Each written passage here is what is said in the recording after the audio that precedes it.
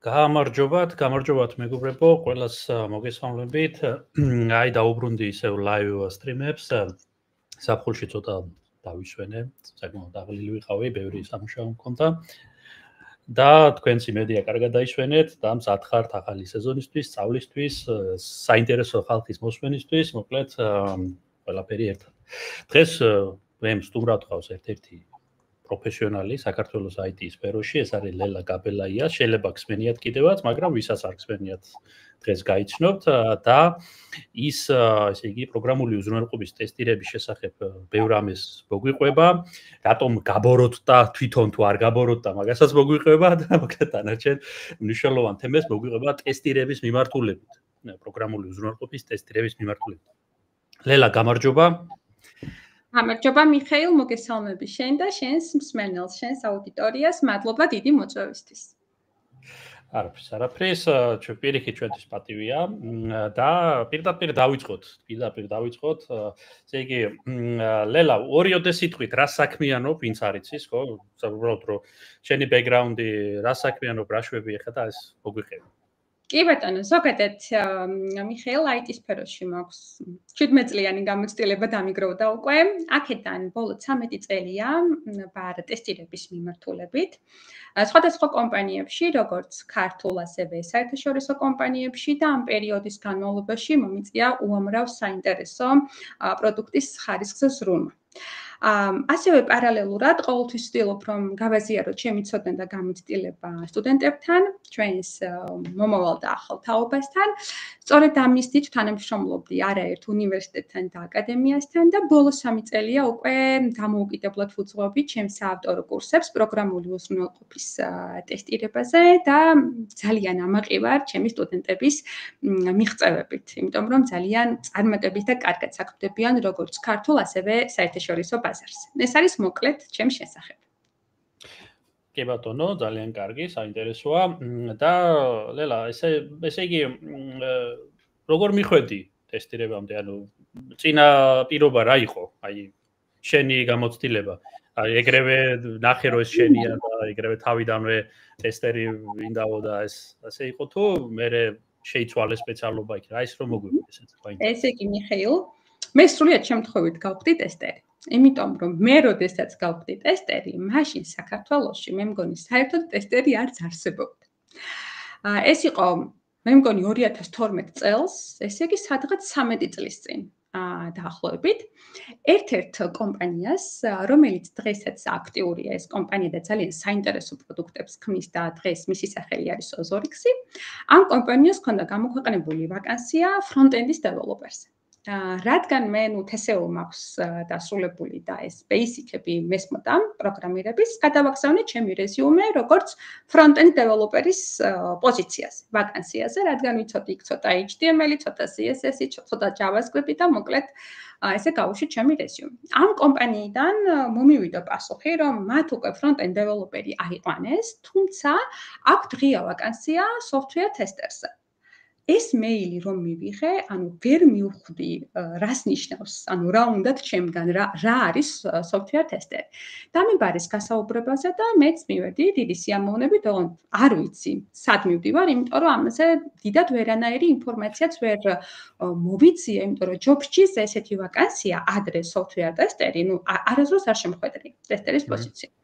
რომ მივედი, მახსოვს კარგად, დამახვედრეს ავტორიზაციის გვერდი, login page-ი, ერთ-ერთი ვებსაიტის და მითხრეს, რომ აი გატესტე ავტორიზაციის page-ი და აბა რა შეცდომებს იპოვე.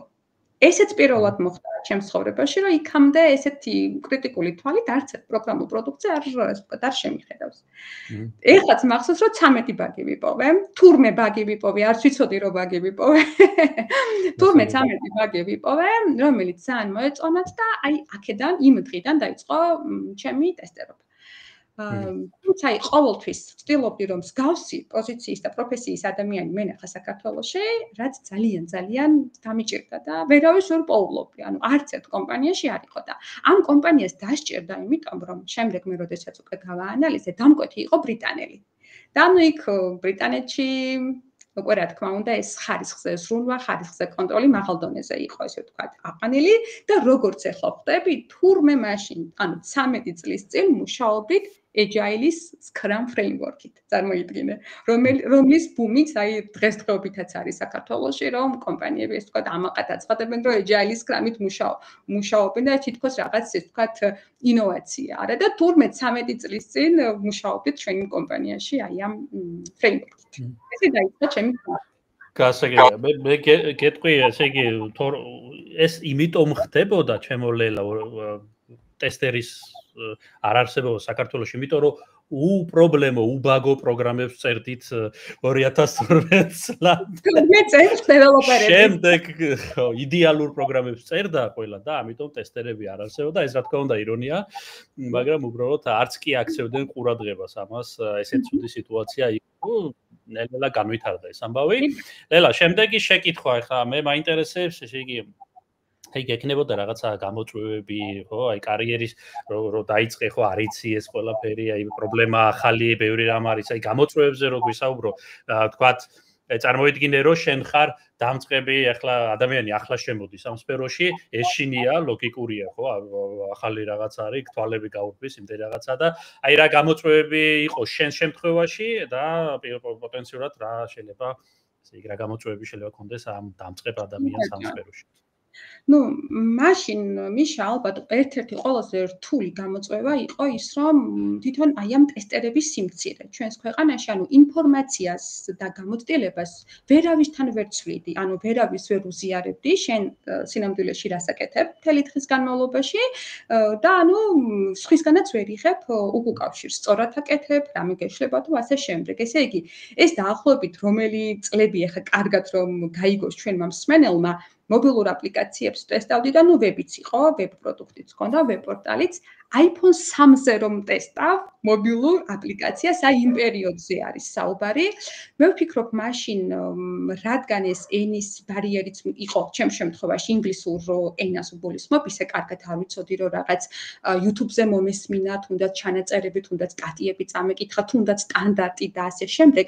აი მირთულდებოდა ყველაზე მეტად გამოწვევა იყო ის, რომ მიმეღო ახალი ინფორმაცია და მიმკვდარიყავი სწორი გზით მივდივარ თუ არ მივდივარ სწორი გზით. ეს სხვათა შორის წლები გაგრძელდა ესეთი სიტუაცია საქართველოში, ანუ ეს პროფესია ესე უცებ სწრაფად ვერ განვითარდა. და მე თვითონ უკვე რომ ვნახე, რომ ძალიან მიჭირს მსგავსი პროფესიის ადამიანების მოძიება, გადავწყვიტე, რომ დავკავშირებოდი ჯიტას და ჯეოლაბს. ორივემ ძალიან კარგად დამიჭირა მხარი მახსოვს, დამითმეს აუდიტორია, სადაც ჩავატარე ღია შეხვედრები პროგრამული უზრუნველყოფის ტესტირებაზე. მეგონა რომ ტესტერები მოვიდნენ და დეველოპერები მოვიდნენ. ანუ იმ შეხვედრებზეც ვერ გავიცანი რეალურად ტესტერები, ალბათ იმიტომ რომ მართლა არ იყვნენ, მახსოვს კარგად რომ მოვიდნენ პროექტ მენეჯერები და რომ მოვიდნენ დეველოპერები. მაგრამ პრინციპში პირველი ნაბიჯი უკვე გადადგმული იყო, იმათაც უფრო კარგად გაიაზრეს, რასაკეთებს ტესტერი და თუნდაც დეველოპერებთან და IT პროექტ მენეჯერებთან ეს საუბარი და ეს შეხვედრები უკვე ბევრის მომცემი იყო ჩემთვის. ეს იყო ხავარი. ნუ ახლა ცოტა სიტუაცია შეცვლილია, ხო? მაგ მიმართულებით ცოტა მეტი ხალხია შენი დამსახურებით მათ შორის ამ მიმართულებით გასაუბრება ახლა ადამიანებთან უფრო მარტივია. ძალიან ბევრი დახურული ჯგუფი გვაქვს თუნდაც, ძალიან ბევრი შეხვედრები გვაქვს, სადაც ჩვენ ტესტერებს შეგვიძლია რომ ერთმანეთს ვესაუბროთ, აი თუნდაც LinkedIn-ზე ხო შეგიძლია დაიმატო ნებისმიერი ტესტერი, მართლა ასობით კარგი ტესტერი ყავს დღეს ჩვენ საქართველოში და ყოველი მათგანი მე დარწმუნებული ვარ, რომ დიდი სიამოვნებით გაუზიარებს გამოცდილებას დამწყებს. ანუ დამწყებ ტესტერს, აი ეს community რასაც ქვია, ხო, აი ამ ხალხთან ურთიერთობის გამოწვევა არანაირად არ ექნება პირიქით, ბევრი ვართ. ვინც დავეხმარ. გასაგებია, ძალიან კარგი, ძალიან. ესე იგი რაღაცა განვითარება არის, დრამატული განვითარება არის? დრამატულად, ანუ არის. ძალიან კარგი, მივესალმები. კარგი, ლელა, აი ესეთი კიდევ ერთი შეკითხვა და საერთოდ რა мотиваცია გაქვს? აი რა გაძლევს мотиваციას, ენერგიას რა გაძლევს, რომ ეს საქმე აკეთო და მაინც ეს თან ამდენი წელი და რო არ გავგიშდე და ვაკეთო ეს საქმე. აი რაშია საქმე? ბევრი ფულს იღებ თუ რაშია საქმე? ხო, ესეც არის ერთ-ერთი. ალბათ IT-ში მე ვფიქრობ, მიუხედავად იმისა, ხო, როგორი ყველა IT პროფესია, როგორი რთულია, რთულს გულისხმობ, რომ მთელი დღე მართლა ვზივართ და ვმუშაობთ და გონებრივად ვმუშაობთ და ყოველთვის რაღაც ახალ პროექტებზე ვმუშაობთ, ახალი დავალებები გვაქვს შესასრულებელი. ხელფასი არის ჩვენი мотиваცია, ყველას. კი, ცალსახად არის мотиваცია. მარტო ხელფასით ალბათ ამდენი წელი ინდუსტრიაში ვერ გაჩერდები მარტო ხელფასის სიყვარულით და მე ძალიან მსიამოვნებს თვითონ ხარისხზე, როდესაც ვზრუნავ.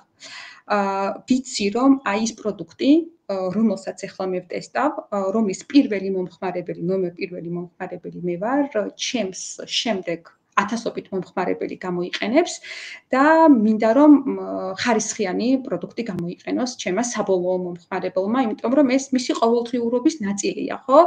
იქნება ეს ონლაინ ბანკები, იქნება ეს, რა ვიცი, სოციალური ქსელები, რასაც ჩვენ ვიყენებთ, ვიღაცამ გადასტა, ხო? და ჩვენ კომფორტულად ვიყენებთ და ერთი დაჭერით რომ შეგვიძლია კომუნალურები გადავიხადოთ, რომ ვიმარტივდება საქმე და ერთი მესიჯით რომ შეგვიძლია ერთმანეთს დავეკონტაქტოთ, ეს ვიღაცამ გადასტა და ისრუნა ჩვენზე.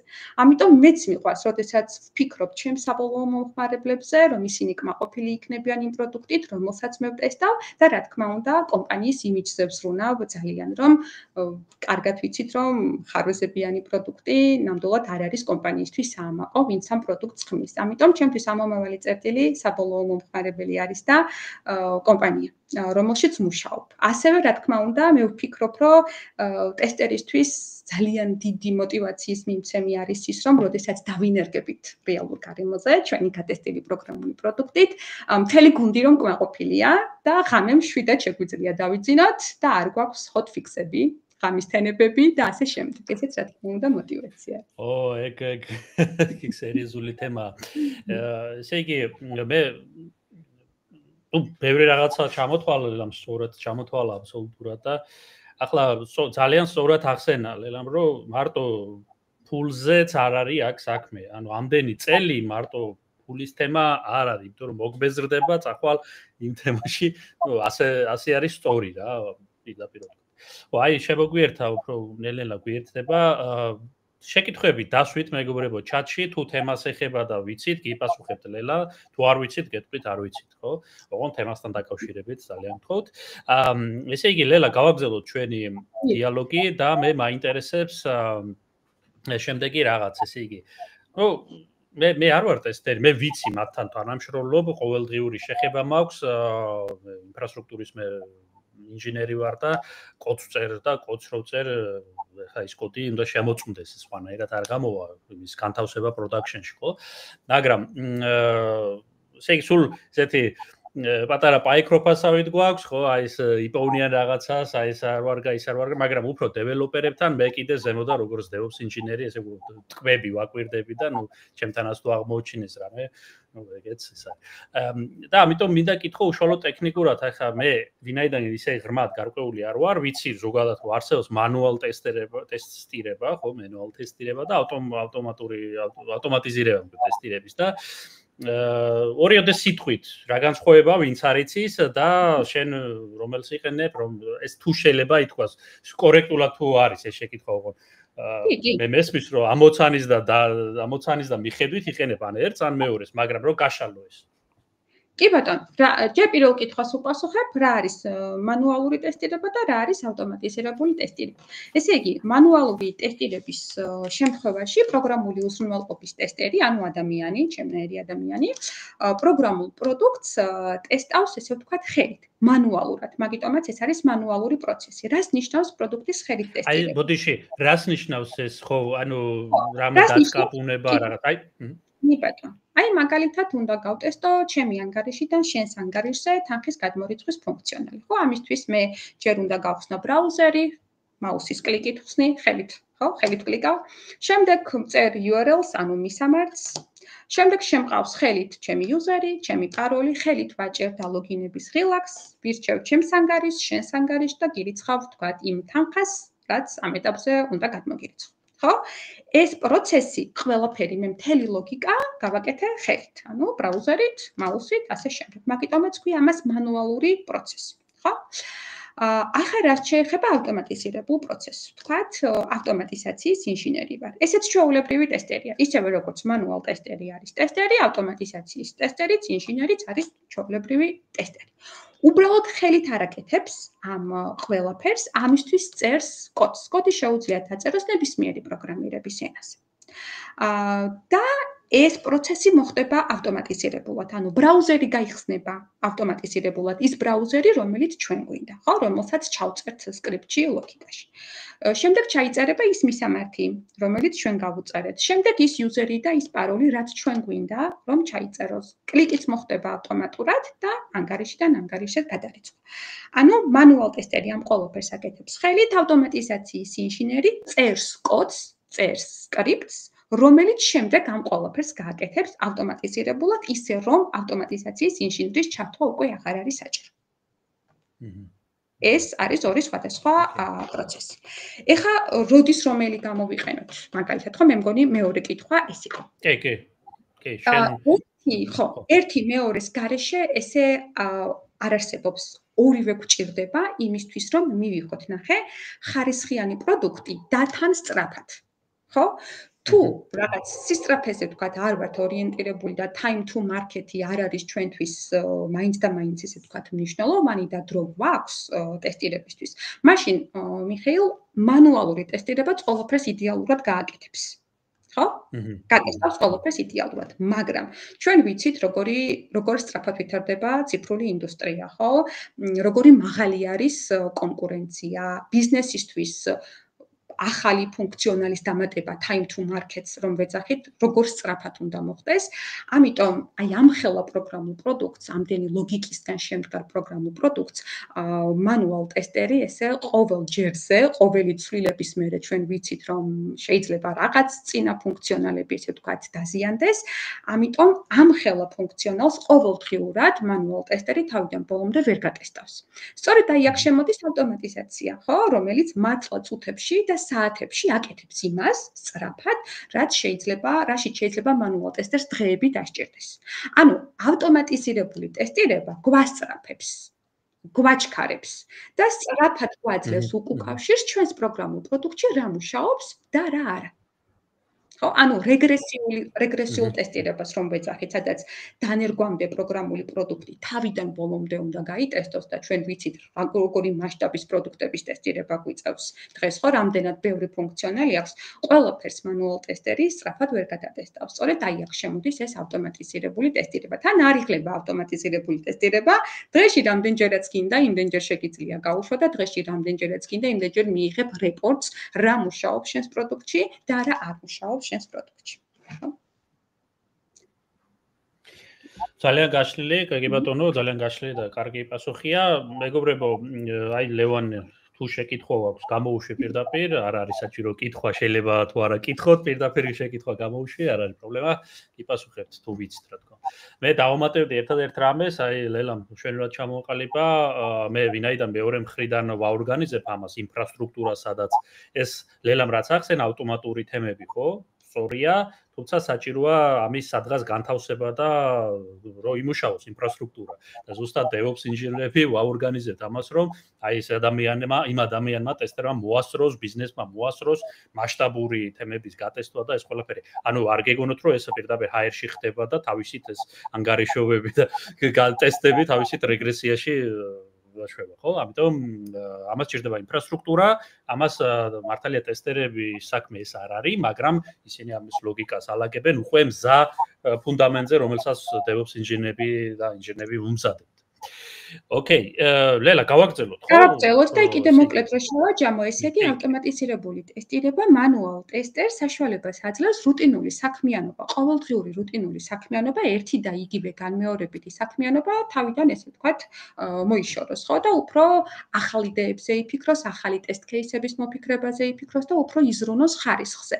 თუმცა, აი ავტომატიზირებულ ტესტირებას აქვს ერთი საკმაოდ ისეთი სუსტი მხარეც, რომ მხოლოდ ავტომატიზაციით ვერ ვიქნებით, რადგან ავტომატიზირებული ტესტები ახალ ბაგებს, ახალ ხარვეზებს ვერ პოულობენ, ხო, ჩვენს პროგრამულ პროდუქტში. ავტომატიზირებული ტესტირება ყოველ ჯერზე აკეთებს იმას, რაც სკრიპტში არის დაწერილი.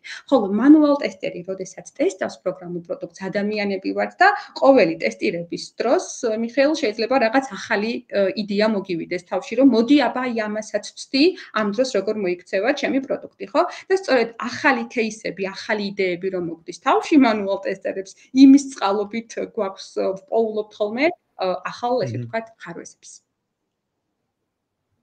ანუ მე როგორც ვიხდი, გზავნილი ის არის, რომ მანუალ ტესტერები არ გადაშენდება, არ გადაშენებულა. ანუ საჭიროა აუცილებლად ეს ხალხი, ეს მიმართულება. უფრო მეცაც ვიტყოდი, ნახე მიხეილ, მანუალური ტესტირება ცალკე ავტომატიზაციის გარეშე ყოველთვის არსებობდა და იარსებებს და პირდაპირ მარტო ავტომატიზირებული ტესტირება ვერ იარსებებს. გვინდა არ გვინდა მანუალური პროცესები გვჭირდება, ხო?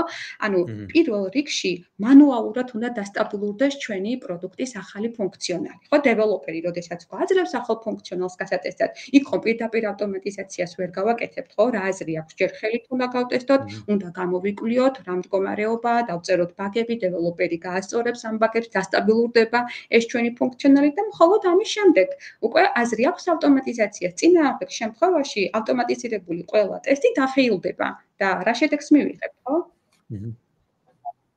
კი ბატონო, კი ბატონო. ძალიან კარგი, ჩვენ ამ საკითხს კიდე დაუბრუნდებით, ცოტა მოგვიანებით, როდესაც თანამედროვე ტექნოლოგიებზე ვისაუბრეთ, ალბათ ლელა ხვდება, რაზეც არის საუბარი და მან კიდევ ერთხელ წამოვჭრით. ამას მანამდე აი ლევანი სვამს შეკითხვას ჩატში. ესე იგი, ნუ ალბათ ამაზე მაინც ვისაუბრებთ ლელა, მაგრამ თუ სურს ახლა გაეცი პასუხი თუ არა და მოგვიანებით მაინც გვაქვს გეგმაში. ესე იგი, როგორ იმისათვის რომ გავხდეთ კარგი ტესტერიო, ქართულ ბაზარზე არსებული სიტუაციიდან გამომდინარე, რა არის საჭირო, რას ფიქრობთ? თუ გნებავს მოგვიანებით გავცეთ ცოტა პასუხი თუ არა და როგორც გაგიხარდებათ. იმიტომ რომ მოდი მოგვიანებით, იმიტომ რომ გვაქვს ასეთ რაღაცეებზე ლევა ცოტა დაგველოდე, მაგრამ აი თორნიკეს შეკითხვა ზუსტად ამ საკითხთან არის, რაც ვისაუბრეთ. აი თორნიკე კითხულობს, შესაძლებელია თუ არა ერთ პროექტში გაერთიანდეს მანუალ ტესტირება, გამოვიყენოთ და ავტომატური ტესტირებას. ნუ მე მგონი შეიძლება კი არა, საჭიროც არის, მაგას ვამბობ. რომ მანუალური ტესტირებას დამატებული ავტომატიზირებული ტესტირება გვაძლევს მაღალ ხარისხს და თან სწრაფად გვაძლევს აი ამ ხარისხზე სრულის შესაძლებლობას. ამიტომ ორივე ერთად კომბინაციაში იდეალურია. კი ბატონო, კარგი, მაშინ გავაგზავნოთ ჩვენი შეკითხვები, მე ჩამოვწერე შევამზადე ცოტა და ვარ გამოგუჩეს რამე. ეხლა რო იცოდეთ მეგობრებო, ცოტა ეხლა უნდა მოვადუნოთ ეს ადამიანი, რომ მე გამოვსტყუოთ რაღაცები, პირდაპირ რო ვკითხოთ ეს პროვოკაციული რაღაცები არ გამოვა. ამიტომ ცოტა ეხლა რაღაცა ბურუსი რაღაცა ისო მე არა, ეს ხუმრობით რა თქმა უნდა, მაგრამ მაინც თუ შეკითხვები გაქვთ, გამოუშვით და მოდით შემდეგ თემაზე გადავდივარ ესე იგი. ესე იგი, უნარები აი შენი ძახი რომ აი მანუალ ტესტერი არსებობს აგერ ავტომატური ტესტირება და უნდა ადამიანს სწავლა, აი რა უნარები არის საჭირო აქ. რა უნდა იცოდეს, რა უნდა ესმოდეს, რა თემებში უნდა ერკვეოდეს, რა უნარები. კი ბატონო, ესე იგი, გარდა იმისა, რაზეც ახლა ყველანი თანხმდებით, რომ ტესტერი უნდა იყოს აუცილებლად დეტალებზე ორიენტირებული, დაკვირვებული, ბეჯითი, უნდა ქონდეს კარგი კომუნიკაციის უნარი, იმიტომ რომ ტესტერი როგორი ადამიანია, რომ ყველა გუნდის წევრთან აქვს ხშირი კომუნიკაცია, ხო? იქ დიზაინერს უსვავს კითხვებს, იქ ბიზნეს ანალიტიკოს, იქ დეველოპერთან ხო ყველაზე მჭიდრო კომუნიკაცია ყოფნა, სასიამოვნო ადამიანი უნდა ვიყოთ, რა თქმა უნდა. ასევე მე ვფიქრობ, რომ ყოველთვის გვინდა არ გვინდა ტესტირებისთვის შეზღუდული დრო გვაქვს ხოლმე, ანუ არასდროს ტესტერს იმდენი დრო არ აქვს, რამდენიც უნდა რომ კონდეს გამოყოფილი ტესტირებისთვის, ხო? ყოველთვის შეზღუდული გვაქვს დრო. შეზღუდულ ბადებში, როდესაც გვიწევს მუშაობა, პირადად ჩემთვის სტრესულია. ამიტომ ვფიქრობ, რომ აი ესეთ შეზღუდულ ბადებში და სტრესული სიტუაცია, როდესაც ექნება და ალბათ აუცილებლად გვექნება რომელიმე პროექტში მაინც, რომ არ დავიბნეთ და სწორად დავალაგოთ პრიორიტეტები. ანუ ჯერ მნიშვნელოვანი ფუნქციონალები და кейსები გავტესტოთ მაღალ პრიორიტეტულები და შემდეგ უკვე გადავიდეთ საშუალო და დაბალი პრიორიტეტულისკენ. ანუ ხედვა უნდა გქონდეს კარგად უნდა ვიცოდეთ ჩვენი პროდუქტი და ჩვენი პრიორიტეტები, ანუ ჩვენი საბოლოო მომხმარებლებისთვის რა არის პრიორიტეტული და პირველ რიგში ის უნდა გავტესტოთ. ასევე უნარები ტექნიკურ უნარებზე ახლა აქ ავსაუბრობ, თქვათ, რომ ავტომატიზაციის ინჟინერმა უნდა იცოდეს რომელიმე პროგრამირების ენა და ამაზე ახლა ავსაუბრობ, უფრო soft skill-ებისკენ წავალ. ასევე ვფიქრობ, რომ ერთ-ერთი ყველაზე მნიშვნელოვანი ჩვენთვის ტესტერებისთვის არის მრავალფეროვანი ხედვა გქონდეს. ნახეთ, ჩვენ როდესაც ვტესტავთ ტესტერები პროგრამულ პროდუქტს, მარტო ჩვენი ხედვა იქ არ გამოგვადგება. უნდა ვიფიქროთ, რომ ჩვენი საბოლოო მომხმარებლები ვინ იქნება. აი ამ პროდუქტს ვინ გამოიყენებს. და იქ მერე უკვე ესე ვთქვათ წამოვა მრავალფეროვანი кейსები, იმიტომ რომ ჩვენი მომხმარებელი შეიძლება იყოს ბავშვი, შეიძლება იყოს დასრული, შეიძლება იყოს პედაგოგი, შეიძლება იყოს ექიმი, დიასახლისიც და ასე შემდეგ. ამიტომ მარტო ჩვენი გამოცდილებიდან ტესტირება და მარტო ჩვენი გონებიდან ტესტირება ეს ვერ იქნება სრულფასოვანი ტესტირება. კარგი ტესტერი ხარ მაშინ, როდესაც სხვადასხვა საბოლოო მომხმარებლის ხედვა და როლი შეგიძლია მოირგო და ისე მრავალფეროვნად მოიფიქრო პოზიტიური და ნეგატიური ტესტ кейსები. კი ბატონო. კიდევ ერთი შეკითხვა აი ნენსისგან დაისვა, ლელა 2 in 1. რამდენად შესაძლებელია, ანუ მაგალითად ადამიანი იყოს მანუალ ტესტერი და ავტომატიზაციის ინჟინერი. კი ბატონო. ალბათ შეიძლება ეს რამდენად შესაძლებელია? პროდუქტის სიდიდეს გააჩნია მიხეილ. თუ შედარებით ზომიერი სიდიდის პროდუქტი გვაქვს, რატომაც არა. ხო, თუ არ გვაქვს, თქვა ძალიან ხშირი დანერგვები და ამ ადამიანს ყოფნის დრო, რომ მანუალ ტესტირებას თვითონ განახორციელოს და ავტომატიზაციაც თვითონ, რატომაც არა. ჩვენ მაგალითად ერთ-ერთ საერთაშორისო კომპანიაში, სადაც მე ბოლო კომპანია იყო ჩემი, სადაც მუშაობდი FlatRock Technology, სწორედ ესეთი ჰიბრიდული როლი ჰქონდა. ჩვენი ტესტერი ასრულებდა როგორც მანუალურ პროცესებს, ასევე ავტომატიზირებულ პროცესებს ერთი და იგივე პროდუქტის პროექტის პარტნიორში. კი ბატონო. შეიძლება ჰიბრიდი. გასაგებია. კარგი, მადლობა, კი ბატონო. ანუ შესაძლებელია. ხო, ნიკა, მაგაზე ვისაუბრებთ აუცილებლად, აქტუალური შეკითხვა, ლევანის შეკითხვას მახსოვს. ლევანი მეორე შეკითხვასაც ხავს, რამდენად შენი როგორც დევოს უფრო დეველოპერების გადასაღები და რა რჩევები ცოდნა.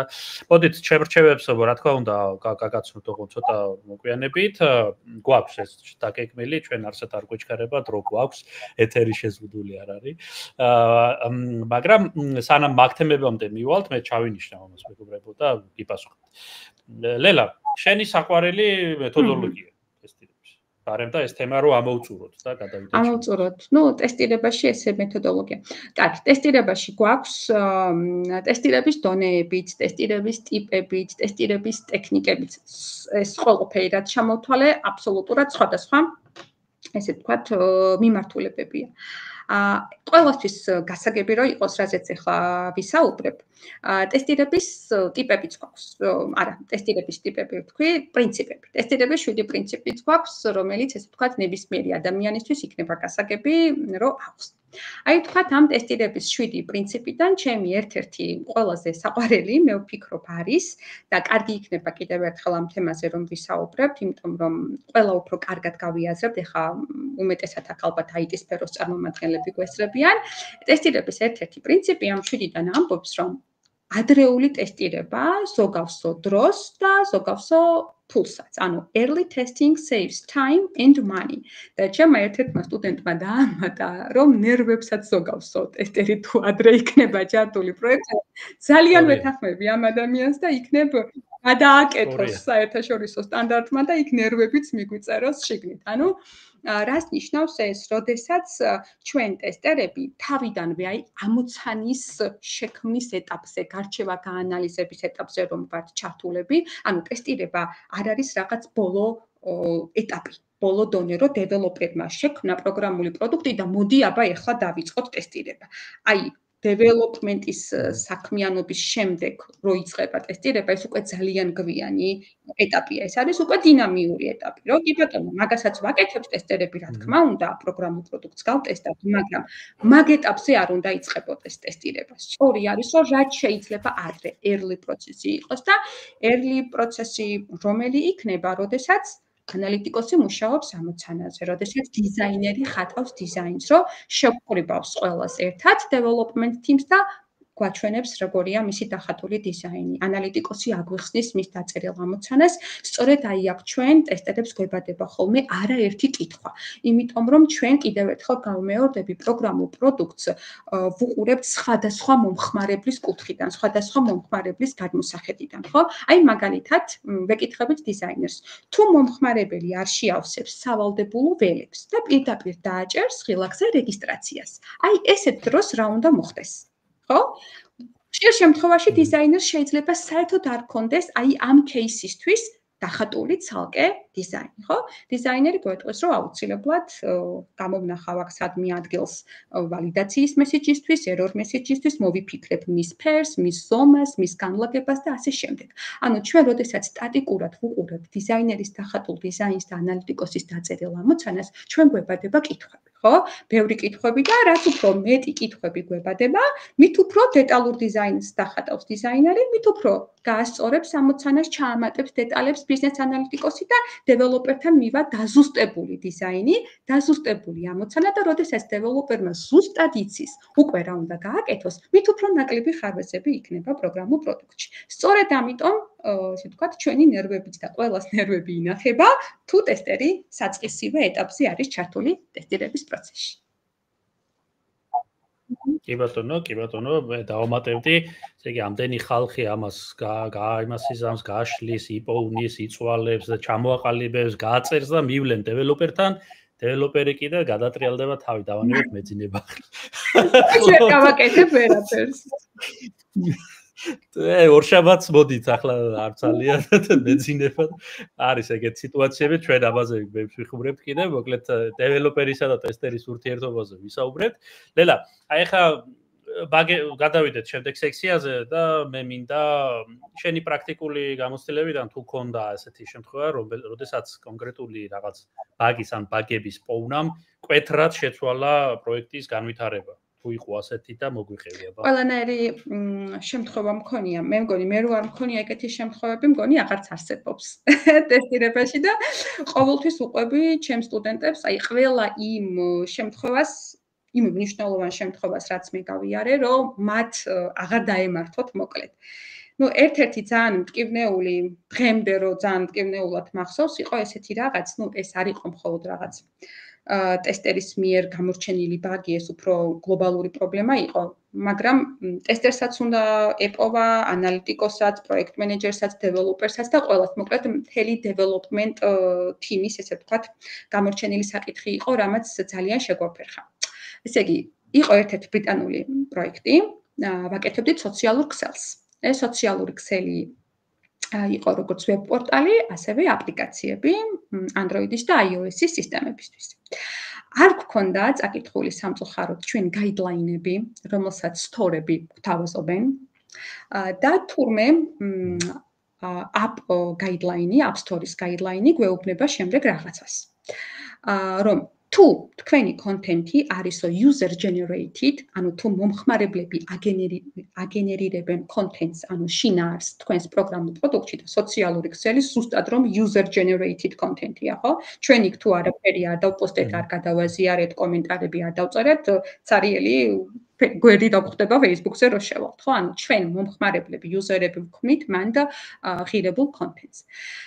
და თუ ესეთი პროგრამული პროდუქტი არის, ესეთი აპლიკაცია თუ არისო, აუცილებელი არისო, რომ მას კონდეს დარეპორტების და დაბლოკვის საშუალება. და ჩვენ ამ სოციალურ ქსელს რო ვქმნით, თავიდან ხო MVP იქმნება და ვიფიქრეთ, რომ ეხლა აი ამ MVP-ის დროს ჩვენ ხო ჩვენს მეგობრებს, friends and family ხალხს მოვიწვევთ და ვინ დახოცავს ეხლა აქ ერთმანეთს და ვინ დაიწყებს ერთმანეთის დაბლოკვას და დარეპორტებას და მოდი ჯერ ძირითადი ფუნქციონალები ჩავამატოთ, როგორც არის ლაიქი, შეარი, დაპოსტვა და კომენტარება და აი ეს რეპორტები, დაბლოკვები და ასე შემდეგ მომდევნო, ესე ვთქვათ, ეტაპებზე დავამატოთ. Ну, Android-მა, Android-ის სისტემისთვის და iOS-ისთვის ერთნაირად გავაკეთეთ, რა თქმა უნდა, პროგრამული პროდუქტი. Android-ზე ჩვეულებრივად App Store-ში, ჩვეულებრივად Play Store-ში უბრალოდ ჩვეულებრივად გამოქვეყნდა, არ ქონდა Google-ს ამაზე პრობლემა. რაც შეეხება App Store-ს, მოგივიდა რეჯექტი, რომ თქვენ არ გაქვთ დარეპორტების და დაბლოკვის ფუნქციონალი, ამიტომ თქვენი მობილური აპლიკაცია, ვერ გამოქვეყნდება, გამორიცხულია და ეგ რას ნიშნავს? ეგ იმას ნიშნავს, რომ მინიმუმ 1-2 თვით შენი პროდუქტი შეყონდა. წარმოიდგინე. ძალიან რთული და უხერხული სიტუაცია იყო ჩვენს დამკვეთთან, იმიტომ რომ მართლა იმიტომ რომ ფულთანაა პირდაპირ დაკავშირებული ზარალი პროფესიონალების გუნდი ვიყავით თითქოს შეკრებილი და ყველას რო გამოგრჩა, ეს დღემდე ძალიან ესე ვთქვათ მწარედ მახსოვს და საკმაოდ რთული აღმოჩნდა მიხეილ ამ ფუნქციონალების დამატება და ტესტირებაც, დაბლოკვა ბლოკის მოხსნის, განბლოკვა ალბათ, ხო? ფუნქციონალის ტესტირება ყოფილა ერთ-ერთი რთული, იმიტომ რომ პირობითად მე რო შენ დაგბლოკე, ჩვენს მიმოწერას რა უნდა დაემართოს, უნდა წაიშალოს თუ არა, შენ რო კომენტარებს წკრივია დატას, რომელიც უნდა გაკონტროლოს. შენ რო კომენტარებს მიწერდი, იმას რა უნდა დაემართოს, მაგალითად გიორგიმ, ჩვენმა საერთო მეგობრებმა გადაწყვიტა რომ გააკეთოს ჩატი, იქ გამატებს შენს და მეც. ჩვენ კი ერთმანეთი დავბლოკეთ, მაგრამ გიორგისთან ორივე მეგობრობთ. ესეთ დროს რა უნდა მოხდეს, როდესაც სხვა ცდილობს ამ დაბლოკილი ადამიანების დამატებას. ჯერ ხო ბიზნეს ანალიტიკოს ძალიან ეს დრო დასჭირდა, რომ ეს ჩამოაყალიბო. დეველოპერს დრო დასჭირდა, რომ ეს გაეკეთებინა. ჩვენ ტესტერები, 7 ტესტერი ერთად ტესტავდით და სადღაც მე მგონი 2 თვე, 2 თვე ნახევარი დასჭირდა ამ პროცესის გამართვას და ეს ნიშნავს იმას, რომ რეალურ გარემოზე 2 თვე ნახევარი App Store-ზე არ იყო ჩვენი მობილური აპლიკაცია. გასაგებია. კი ბატონო, კარგი. საინტერესო ისტორია ნამდვილად და სასწაული ისტორია, რომ არ გავიმეოროთ. მე არ ვიცოდი ეს მომენტი სხვა. გაუგონარი ისტორიები მაქვს, კი. ეწოდინებათ. ხო, მეორე კიდევ ერთი შეკითხვა, ისეთ გასაოცარი ან სასაცილო ბაგი ან რაღაცა. ცოტა გავაზავოთ. სასაცილო ბაგი, ხო, სასაცილო. კი იყო ერთი ბაგი მთელი სატესტერეთი რომ გაგვაგიჟა, გავშტერდით, აქ რა ხდება.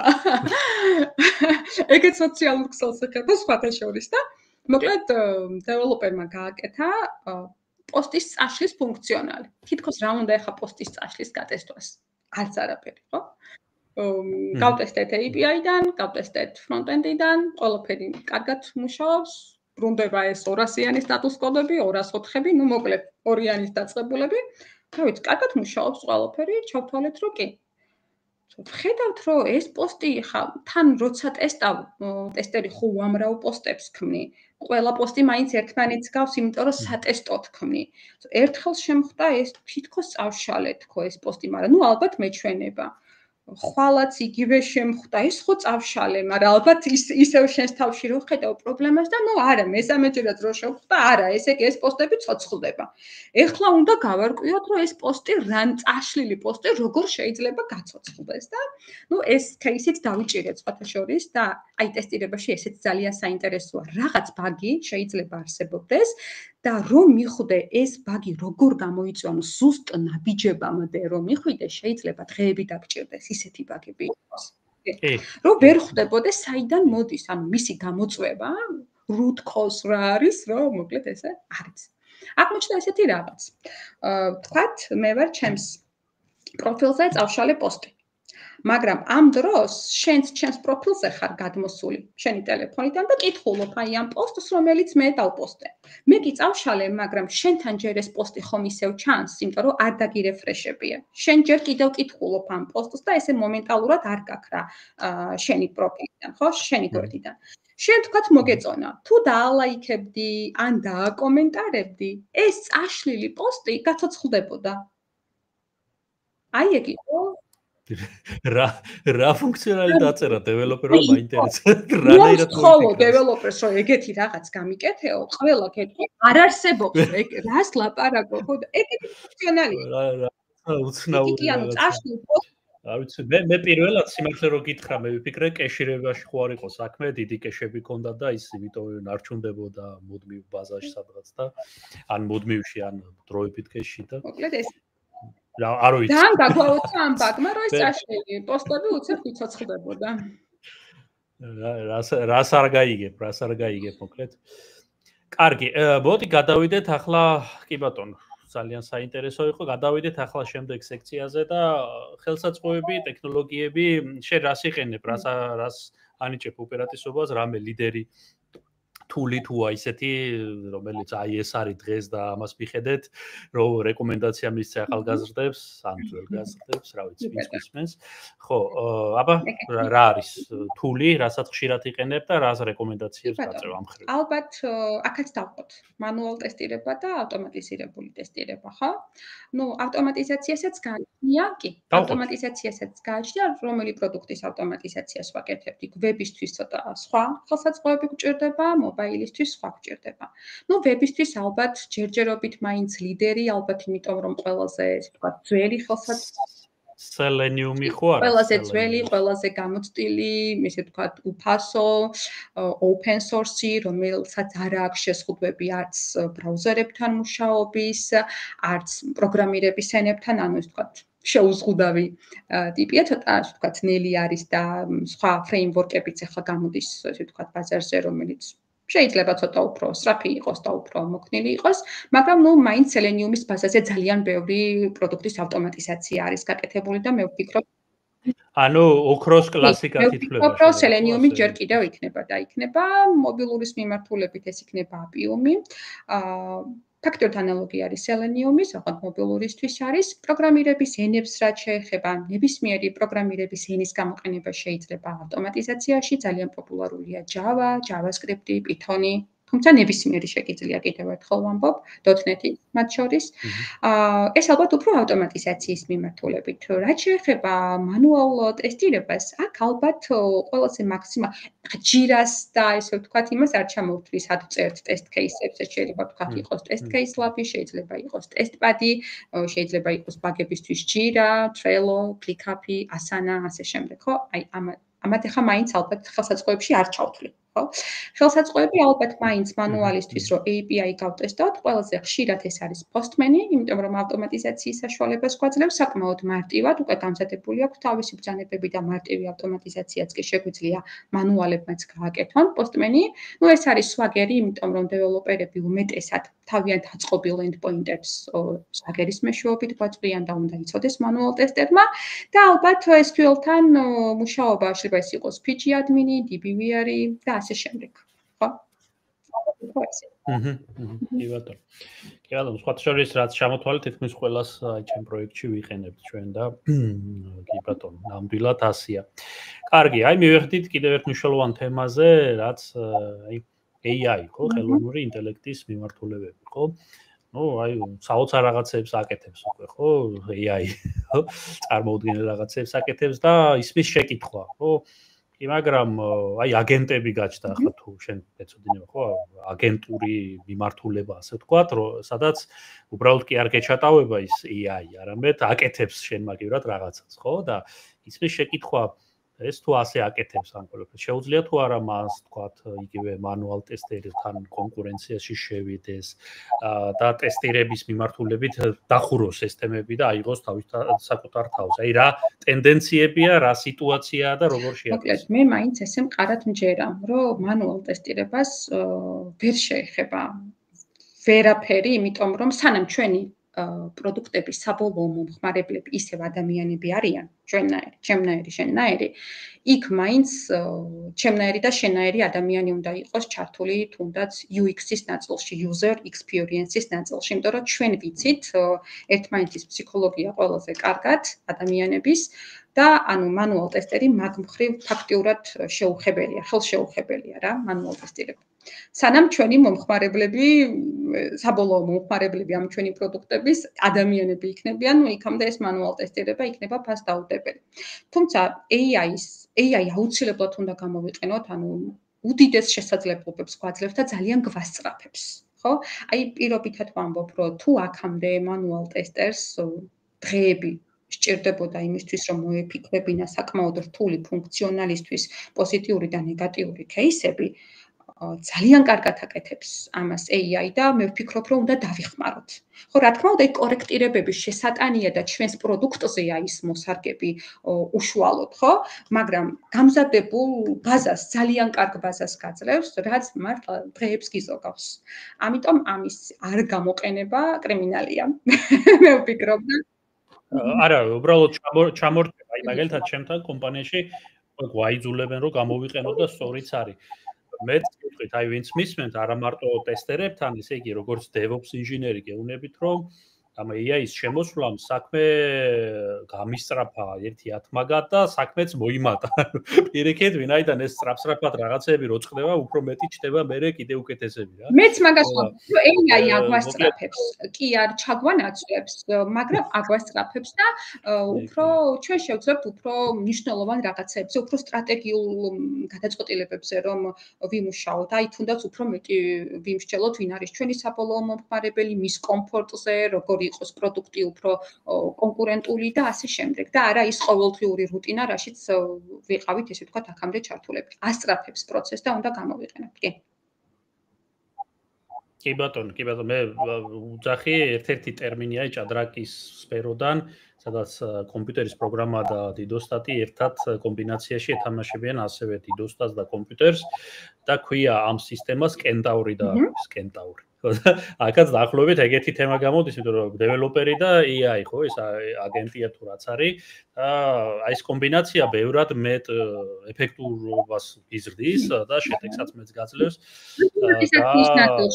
მიხეილ, ავტომატიზაციის ნაწილში შეგიძლია მონახაზი მისცე და ძალიან კარგად დაგიწეროს კოდი. Ну, რა თქმა უნდა, იქ ელემენტებს როგორ მიწვდე, ახლა ის კონკრეტულად შენი გასაწერი იქნება, მაგრამ ის ჩონჩხი დაწერილი არის და მცირედი კორექტირებით ძალიან სწრაფად მიიწევ წინ. მე ვფიქრობ, აქ მარტო ტესტირების მასშტაბით არ უნდა შევხედოთ AI-ს, ხო? ანალოგიურად დეველოპერსაც ასწრებს IT-ის ნებისმიერი სფერო რაც იქნება, ანალოგიურ სიტუაციაში მოყვება ტესტერიც რა. ანუ არც ერთ როლს არაფერი არ გვემუქრება, პირიქით ჩვენი ასისტენტია და მაგიტომაც ვთქვია, ჩვენი აგენტი, ჩვენი ასისტენტი რომ გამოვიყენოთ ისევ ჩვენ. კი ბატონო. კიდევ დავამატებდი, ესე იგი, ვისაც გეშინია თქვათ AI-ის ჩანაცვლების, ესე იგი, ამ ეტაპზე სანამ მიზნების დასახვა ჩვენს ხელთ არის ადამიანების ჩვენ არაფერი არ გვემუქრება, იმიტომ რომ აი ელენამ სწორად ახსენა მონახაზის გაკეთება იმის დაგეგმვა, ხო? ვინ აკეთებს დაგეგმვას? თვითონ ლელა აკეთებს, მე ვაკეთებ, კიდე სხვა აკეთებს და მე რუტინულ ამ რასაც დავგეგმავთ, რა გვინდა რომ მივიღოთ, რა სიტუაცია, ამას უკვე თვითონ მიხედავს აი ეს სისტემები, ასე რომ ამ ეტაპზე 100-ია და მე რა ვიცი, ნახო. მე როგორ AGI რო შემოვა და დანარჩენი უკვე სხვანაირი სიტუაცია შეიძლება შეიქმნას, მაგრამ ამ ეტაპზე 100. ლელა, ასეთი შეკითხვა, ტენდენციებზე ალბათ ვისაუბრეთ, მაგრამ რამე ხო არ არის ისეთი, რაც შენი აზრით შეიძლება შეცვლის ტესტერის როლს? რაღაცა ისეთ გარდა AI-ის. არის რამე ისეთი, თუ ალბათ მაინც AI და ალბათ ეს თანამედროვე ხელსაწყოები ну, რომელიც უნდა, თქვათ, გავერჩიოთ, შევისწავლოთ, სხვა მეტი მე მგონი არაფერი. ძირითადად ესენია ჯერ ხო? კი ბატონო. კარგი. მაშინ გადავიდეთ შემდეგ სექციაზე, მოდით აქ დაგვიგროვდა ახლა შეკითხვები და ნელ-ნელა გავცეთ პასუხი, ხო? აი ლევანს შევპირდა კარიერაზე ვისაუბროთ. კარიერაზე კიდე გვაქვს აქ შეკითხვები და ლელა გვიპასუხებს. ვინაიდან ლევან დიდი ხანი ელოდება, ესე იგი გავიმეორებ შეკითხვას ლელა. როგორ ფიქრობ ლევანი კითხავს, რა არის საჭირო იმისთვის, რომ გავხდეთ კარგი ტესტერი ქართულ ბაზარზე არსებული სიტუაციიდან გამომდინარე? რას ფიქრობთო? და აქვე განვავრცობ ამ შეკითხვას, იმიტომ რომ ერთ კონტექსტში შეიძლება განიხილოს. ნიკა ამატებს იმაზეც რომ ვისაუბროთ, ძალიან რომ გართულებულია დასაქმება ინტერნ ჯუნიორ მანუალ ტესტერად ჩვენ. აი რა სიტუაცია, რა არის საჭირო მაგარი ტესტერი გავხდეთ ქართული ბაზარის კონტექსტში და მე საერთაშორისო ბაზარიც მივოვიდეთ. კი ბატონო, სულ ერთია, გინდ ქართული ბაზარი იყოს, გინდ საერთაშორისო, მაგარი ტესტერი ყველგან ერთნაირად მაგარი ტესტერია, ხო? ესე იგი, მეგობრებო, მე ესე მჯერა და ჩემი გზა ესეთი იყო და ამისას ვუზიარებ სხვებსაც. რომ ესე მაგარი ტესტერი, მაგარი პროგრამისტი, მაგარი დიზაინერი, ხო? მარტო კურსებით ვერავინ ვერ გავხდებით. მიხეილ, ხომ ვერ გახდი მაგარი? აბსოლუტურად გეთანხმები, კი. თუმცა ჩვენ გვაქვს ძალიან კარგი კურსები, ბევრმა აკადემიამ დაამატა, ყველგან შეგიძლიათ გაეცნოთ სილაბუსს, გაიკითხოთ ვინ არის ლექტორი, ვინ არის მისი კურსდამთავრებულები, რას მიაღწიეს მისმა კურსდამთავრებულებმა და ასე შემდეგ და ესე უკვე აირჩიოთ კურსი. ბევრი პროფესიონალი ატარებს ჩვენს ქვეყანაში, გინდ ტესტირების კურსს, გინდ დეველოპმენტის და ასე შემდეგ. კურსები გვაქვს, თუმცა ეს კურსები, რა თქმა უნდა, ესე მაგარ ტესტერად ვერ ჩამოგვაყალიბებს. აუცილებლად გვჭირდება პრაქტიკა და თან პრაქტიკა გვჭირდება სხვადასხვა სფეროში, სხვადასხვა დომენში. ანუ მაგარი ტესტერი რას ნიშნავს, რომ სხვადასხვა შინაარსის მქონე პროდუქტის ტესტირების გეგმიდან დაწყებული მისი შესრულებით შეუძლია გააკეთოს, ხო? ეს არის გამოცდილი ტესტერი. ამას ვერც კურსებით ვერ მივიღებთ, ვერც ჩვეულებრივი სტაჟირებით ვერ მივიღებთ. აქ უნდა ავიღოთ პასუხისმგებლობა, უნდა ვიყოთ პასუხისმგებელი ამაზე და უნდა ვმუშაობდეთ სხვადასხვა, ესე ვთქვათ, პროექტებზე. ამიტომ ჩემი რჩევა ყოველთვის არის, რომ რაღაც წლები ერთი და იგივე სფეროში არ ჩავიკეტოთ. ანუ 7 წელი ბარათიდან ბარათზე გადარიცხვის ფუნქციონალი არ გავტესტოთ, ხო? ვეცადოთ, რომ სხვადასხვა დომენებს, სხვადასხვა სფეროებს შევეხოთ და ალბათ შორის ეს რთული მომენტია ძალიან, იმიტომ რომ კომფორტის ზონის მომენტია. ძალიან მიხეილ, იმიტომ რომ აი წარმოიდგინე, სპეისში ვიყავი, ამ ხელო პროდუქტი გავუშვით, დავნერგეთ და მე ვფიქრობ, რომ მართლა კარგად ვტესტავდი სპეისს და მე მესმოდა საბანკო პროდუქტის ტესტირება როგორ ხდება. შემდეგ მე გადავედი გემბლინგში და ნულიდან დავიწყე ჩემი კარიერა, იმიტომ რომ მე იქ ჯუნიორი ვიყავი, ჩვეულებრივი ჯუნიორ ტესტერი ვიყავი და მახსოვს როგორ განვიცდიდი, რომ ეხლა ეს ხალხი რას იფიქრებს, რომ მე აქ 2 თვეა ვტესტავ და ისე ვერ ვტესტავ, როგორც არის საჭირო. თურმე ეს ხალხი კი კმაყოფილია, მაგრამ მე არ ვიყავი ჩემი თავით კმაყოფილი, იმიტომ რომ ის პროდუქტები მე არ მესმოდა ბოლომდე ის თამაშები, რასაც მე ვტესტავდი. ამიტომ ესეა, რაც უფრო მეტ სფეროში ვიმუშავებ და წლების შეცდომები იქნება ჩვენს ზურგს უკან და წლების გამოცდილება იქნება, მერე უკვე მოდის პროფესიონალად ჩამოყალიბება. ვისწავლოთ, ვეცადოთ როგორმე დასაქმება, იქამდე თუნდაც უფასო სტაჟირებებზე ვიყოთ, ყველას გაგვივლია ეს გზა, ყველას გვიმუშავია უფასოდ გამოცდილების მიღების, ესე ვთქვათ, გამო და შემდეგ უკვე წამოვა საინტერესო პროექტები და იქ განვითარდებით ჩვენც. მეორე შეკითხვაზეც რო გავცეთ პასუხი, აი ნიკა ინტერესდება, რომ რა სიტუაცია ინტერჯუნიორებზე გართულდაო მაგალითად დასაქმება ტესტერად და რა ხდება, მე არ ვიცი სიმართლე რომ გითხრათ ჩვენთან მაგ მიმართულებით, აი. წლების წინ იყო ძალიან მარტივი ტესტერად დასაქმება, მიხეილ და მეთანხმები, მაუსით ღილაკს თუ დავაჭერდით, ჩვენ ვიყავით ტესტერები, ხო? კლიკავდით, მოკლედ ეს ბარეფრეშებდით და სულ ეგ იყო ჩვენი ტესტირება. წელს რა იყო, ბოლო წლები ჩვენ რო გადავხედოთ ტესტერს, დამწყებ ტესტერსია აქ საუბარი, ჯუნიორ ტესტერსია, ისეთ გასაუბრებებს გადიან ჩემი კურსდამთავრებულები, რომ აი ალბათ მე რო ტესტირების დაწყებიდან 1-5 წლის მერე გავივლიდი. მართლა მასე ვამბობ, აი მართლა. ჯერ მარტო ეს ჩემი მანუალ კურსი, რაც მაქვს, უკვე გახდა 4 თვიანი. უამრავ რაღაცას ვსწავლობთ. გარდა ტერმინებისა, გარდა იმისა, რომ უნდა იცოდეს STLC, SDLC, Agile-ის, Scrum-ი და ვთქვათ, Kanban-ი, ხო? DevTools-ი, HTML-ი, CSS-ი, SQL-თან მუშაობა, API, ხო? Postman-ი, Swagger-ით, აი რამდენი თემები ჩამოვთვალეთ, ამას ნამდვილად სჭირდება ახლა თვეები, რომ ნულიდან იწყებს ადამიანის სწავლას. გართულდა დასაქმებაც, იმიტომ რომ საკმაოდ რთულ ტექნიკურ გასაუბრებებზე მიდიან ინტერნები და ჯუნიორ ტესტერებზე არის აქ საუბარი. თან რა თქმა უნდა, IT გვინდა არ გვინდა ძალიან პოპულარული სფეროა. ყველა ცდილობს, რომ IT-ში გადმოვიდეს. აი, ჩემი კურსი, მაგალითად, ჩემ სტუდენტებს რომ შევხედო, როგორი ხალხი მოდის ჩემთან. იურისტი, ექიმი, პედაგოგი, დიზაინერი, ქიმიკოსი, რა ვიცი, ტურიზმის სფეროდან, ტურისტის მენეჯერები და ასე შემდეგ. ანუ ყველა სფეროდან ეს კარგი ხალხი, ვინც უკვე თავის დარგში მიაღწია მაღალ ეტაპებს და მაინც არ არის ანაზღაურებით კმაყოფილი, ესეთი ხალხი ცდილობს IT-ში გადმოსვლას და გვინდა არ გვინდა კონკურენცია არის მაღალი. იმიტომ რომ მოიძებნება საქართველოში საუკეთესოებთა შორის საუკეთესო ადამიანები, ინტერნეტზე არის საუბარი, რომლებიც მე ვფიქრობ, რომ საქმდებიან. აი, გინდა 10 გასაუბრებიდან, გინდა 15-დან არა რომ მიიღოთ. ეგ არ ნიშნავს იმას, რომ აქ რამე პრობლემა არის. არა, პირიქით იმ გასაუბრებიდან ჩაინიშნე ის, რაც არ იცოდი, მიდი სახლში, იმეცადინე და მომდევნო გასაუბრებაზე მიდი უფრო მოტივირებული, უფრო მომზადებული და ასე შემდეგ. ხო, შეიძლება თვეები დასჭირდეს სამსახურის ძებნას, წლებით შეიძლება. ეხლა მეც რომ მომინდეს სამსახურის დაწყება, შეიძლება პირველივე თვეს ვერც მე ვერ ვიპოვო სამსახური და ეხლა ამაში გასაკვირი არაფერი არ არის. მით უმეტეს ინტერნისთვის იქნება რთული, ხო? ამიტომ გააგრძელეთ განვითარება. Udemy არის მაგალითად ძალიან კარგი რესურსი წყარო ამ ყოველთვის, ხო? საკმაოდ მისაღებ ფასებში შეგიძლიათ აი მაღალ რეიტინგული კურსები, რაც არის, ხო?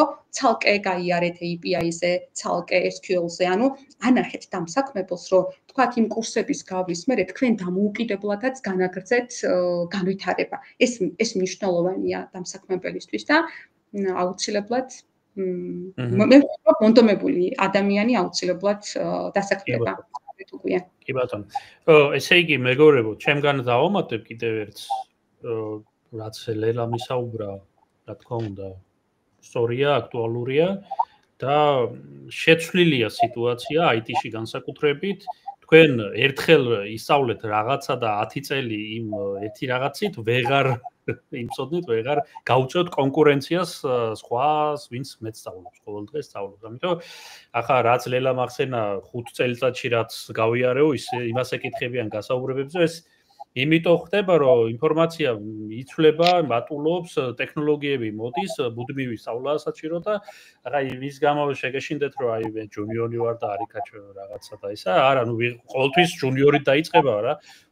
პროფესიონალები მუდმივები ხო არ არის არა ეს თაობათა ცვლილება ხო ეს ჯუნიორებიდან იწყებს ყველა მეც არ დაუბადებულ ვარ ახლა ხო არც ლელა და არც სხვა ამიტომ ეს ეტაპი ცოტა გაილახებით მაგრამ ნუ გადალახოთ უნდა და თავარია ის კომპლექსად და იმათ არ იმასკენ თუ მართლა თქვენი საქმეა და თვლით რომ ეს თქვენი სფეროა თქვენ გაინტერესებთ არ უნდა დანებდეთ თუმცა ეს მარტივია სათქმელად რთულია როცა ხვდები ამაში და ნერვიულობ ესეც მესმის მაგრამ რა ვქნათ ასია და აი როცა ინერვიულებთ გაიხსენეთ ის რომ თუნდაც მე რამდენიმე წლის წინ ისე ჩამჭრეს რომ საერთოდ აი ისე მეგონა თავი აი ჯუნიორზე ვარ ისეთი ტოქსიკური სიტუაცია იყო მაგრამ ისე მოაწყვეს რომ მე ვიგრძელი თავი როგორც ბოლო აი ლელამ რა თქვა ერთი თვე შეიძლება მანდაც რო დაჭირდა შეიძლება ვერ იშოვოს იმიტომ რომ გააჩნია სიტუაციას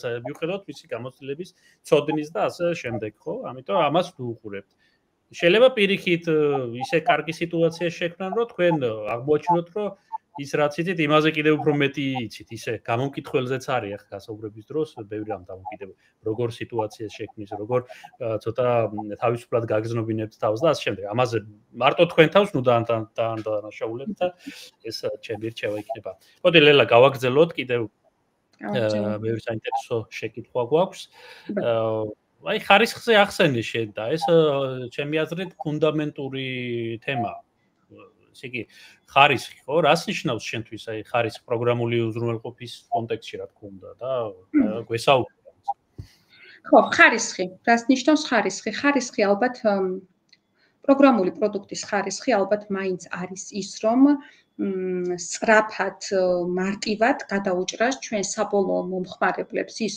სურვილები და ის საჭიროებები, რაც უნდა რომ ჩვენმა საბოლოო მომხმარებელმა მიიღოს პროგრამული პროდუქტიდან. ანუ ღირებულება უნდა მოუტანოს. ჩვენმა შექმნილმა პროგრამულმა პროდუქტმა ნერვები კი არ უნდა მოუშალოს საბოლოო მომხმარებელს.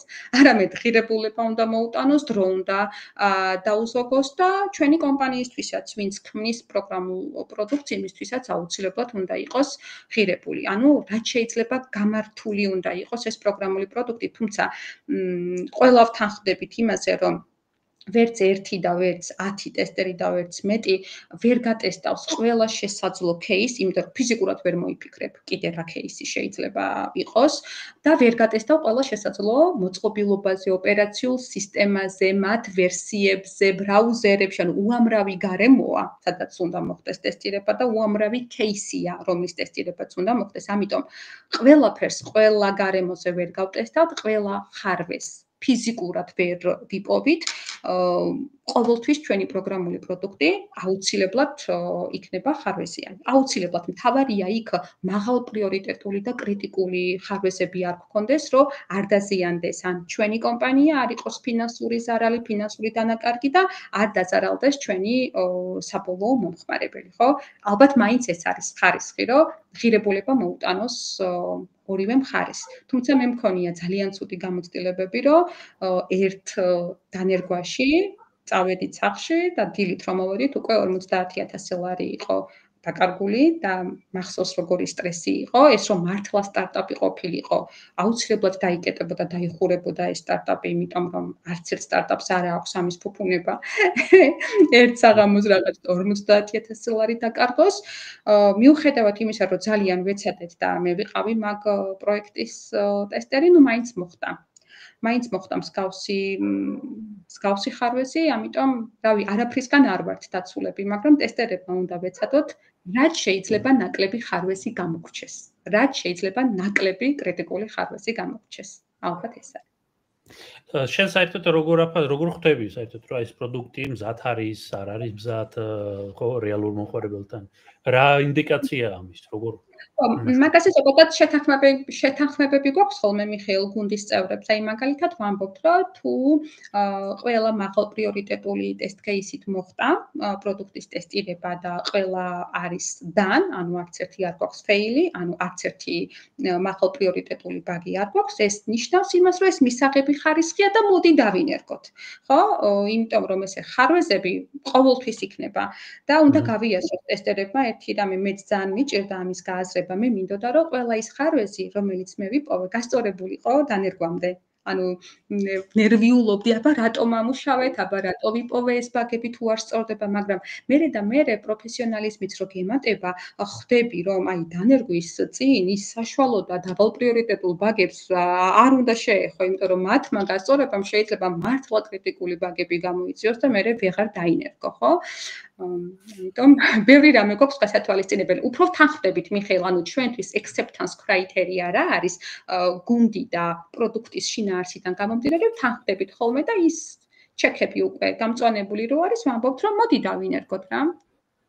კარგი და აი მაგალითად მომხმარებლის აზრი ამ შემთხვევაში როგორ არის გათვალისწინებული? ის ერევა ამ თემაში თუ როგორ არის აი ეს ტესტერების წარმოსახედი? გინდა ტესტერობა ბოლო მიდი გამოტყდი თუ გინდა ტესტერობა გადმოგიყვანთ ტესტირებაში იმდენად გაინტერესებს ახლა ისეთ კითხვებს მისვავ აშკარად გადმოსვლა გინდა არა მე ახლა უნდა გავიგო სუსტი წერტილები რომ მე ჩემ ტესტერებს იქ გავტროლო საბოლოო მომხმარებელი კაი კითხვა ერთია რომ შეიძლება ჩვენ ვფიქრობდეთ რომ პროდუქტი გატესტილია და მზად ვართ დანერგვისთვის და მეორეა საბოლოო მომხმარებელი, ხო? საბოლოო მომხმარებლის მხრიდან რომ მივიღოთ ინფორმაცია, პროდუქტი მოსწონთ, არ მოსწონთ, მარტივია მათთვის და ასე შემდეგ, ტესტირების ესეთი დონე გვაქვს. მეხუთე დონე არის საერთაშორისო სტანდარტის მიხედვით და ეწოდება user acceptance testing. სადაც უკვე ტესტირების პროცესში ჩართულები ვართ არა ჩვენ, ტესტერები და ტექნიკური გუნდი, ჩვენ უკვე აღარ ვართ ჩართული ტესტირებაში. ეს არიან პოტენციური მომხმარებლები, საბოლოო მომხმარებლები, ალფა და ბეტა ტესტერები, ფოკუს ჯგუფები, ანუ სხვა ადამიანები, როდესაც ტესტავენ ჩვენს პროგრამულ პროდუქტს. და მათი უკავშირიდან გამომდინარე, ჩვენ ვხედავთ ჩვენი პროდუქტი მართლა ემთხვევა მათ მოლოდინებს და მზად არის დანერგვისთვის თუ არ არის მზად. აი ძალიან კარგი кейსი გამახსენდა ახლა და ბარე მაგასაც ვიტყვი. როდესაც ვქმნიდით ერთ-ერთ ციფრულ ბანკს, development team-ის წევრები ვინც ვიყავით, ის 5 კაცი, 5-ვეს გქონდა პირადობა ID ბარათები, ეხლა რაც არის. ამიტომ ბევრი არ გვიფიქრია გადავწყვიტეთ, რომ იმისთვის რომ მომხმარებელმა შეძლოს რეგისტრაცია, მოდი ID ბარათს წინ გადაუღებს ფოტოს, უკან და ეს ავტომატური პროცესი წავა.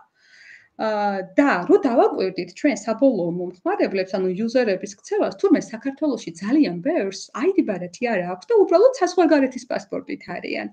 ის ადამიანები ფიზიკურად რეგისტრაციას ვერ გადიოდნენ ჩვენს პროგრამულ პროდუქტში, ხო? ამიტომ ჩვენ კი გვეგონა, რომ იდეალური პროდუქტი მართლა იქ ბაგები არ იყო, პირადობით დარეგისტრირდებოდი, მაგრამ აი საბოლოო მომხმარებლის კუთხიდან გამომდინარე, user acceptance testing-ი ვერ გაიარა და ჩვენ მოგვიწია იმ ფუნქციონალის ჩამატება, ხო? კი ბატონო. ხო, აი საინტერესო მომენტებია ნამდვილად. კარგი, აი კიდევ შეკითხვებს დავყვები, შემდეგი შეკითხვა ქონდა ლევანს, ოღონ მგონი ჩემთან ქონდა, ხო? შენი როგორც DevOps უფრო დეველოპერის გადმოსახედიდან რა ჩვევები ცოდნა პრაქტიკა უნდა გააჩნდეს ტესტერს, რომ დეველოპერთან სინქრონში იდეალურად იმუშაოს. რა გიქმნით კომფორტს ან დისკომფორტს? ნუ ლელამ დაწყებაში ნაწილობრივ გასცა პასუხი თავის მხრიდან, მე გიპასუხეთ ჩემი მხრიდან. სინამდვილეში დეველოპერია თუ DevOps ინჟინერი, ტესტერი იქაც ვჭირდება და აქაც ვჭირდება. DevOps ინჟინერი ჩვენ ინფრასტრუქტურასთანაც როდესაც გვაქვს საქმე და გარკვეულ ავტომატიზაციებთან, მანდაც აქტიურად ტესტერებთან თანამშრომლობთ.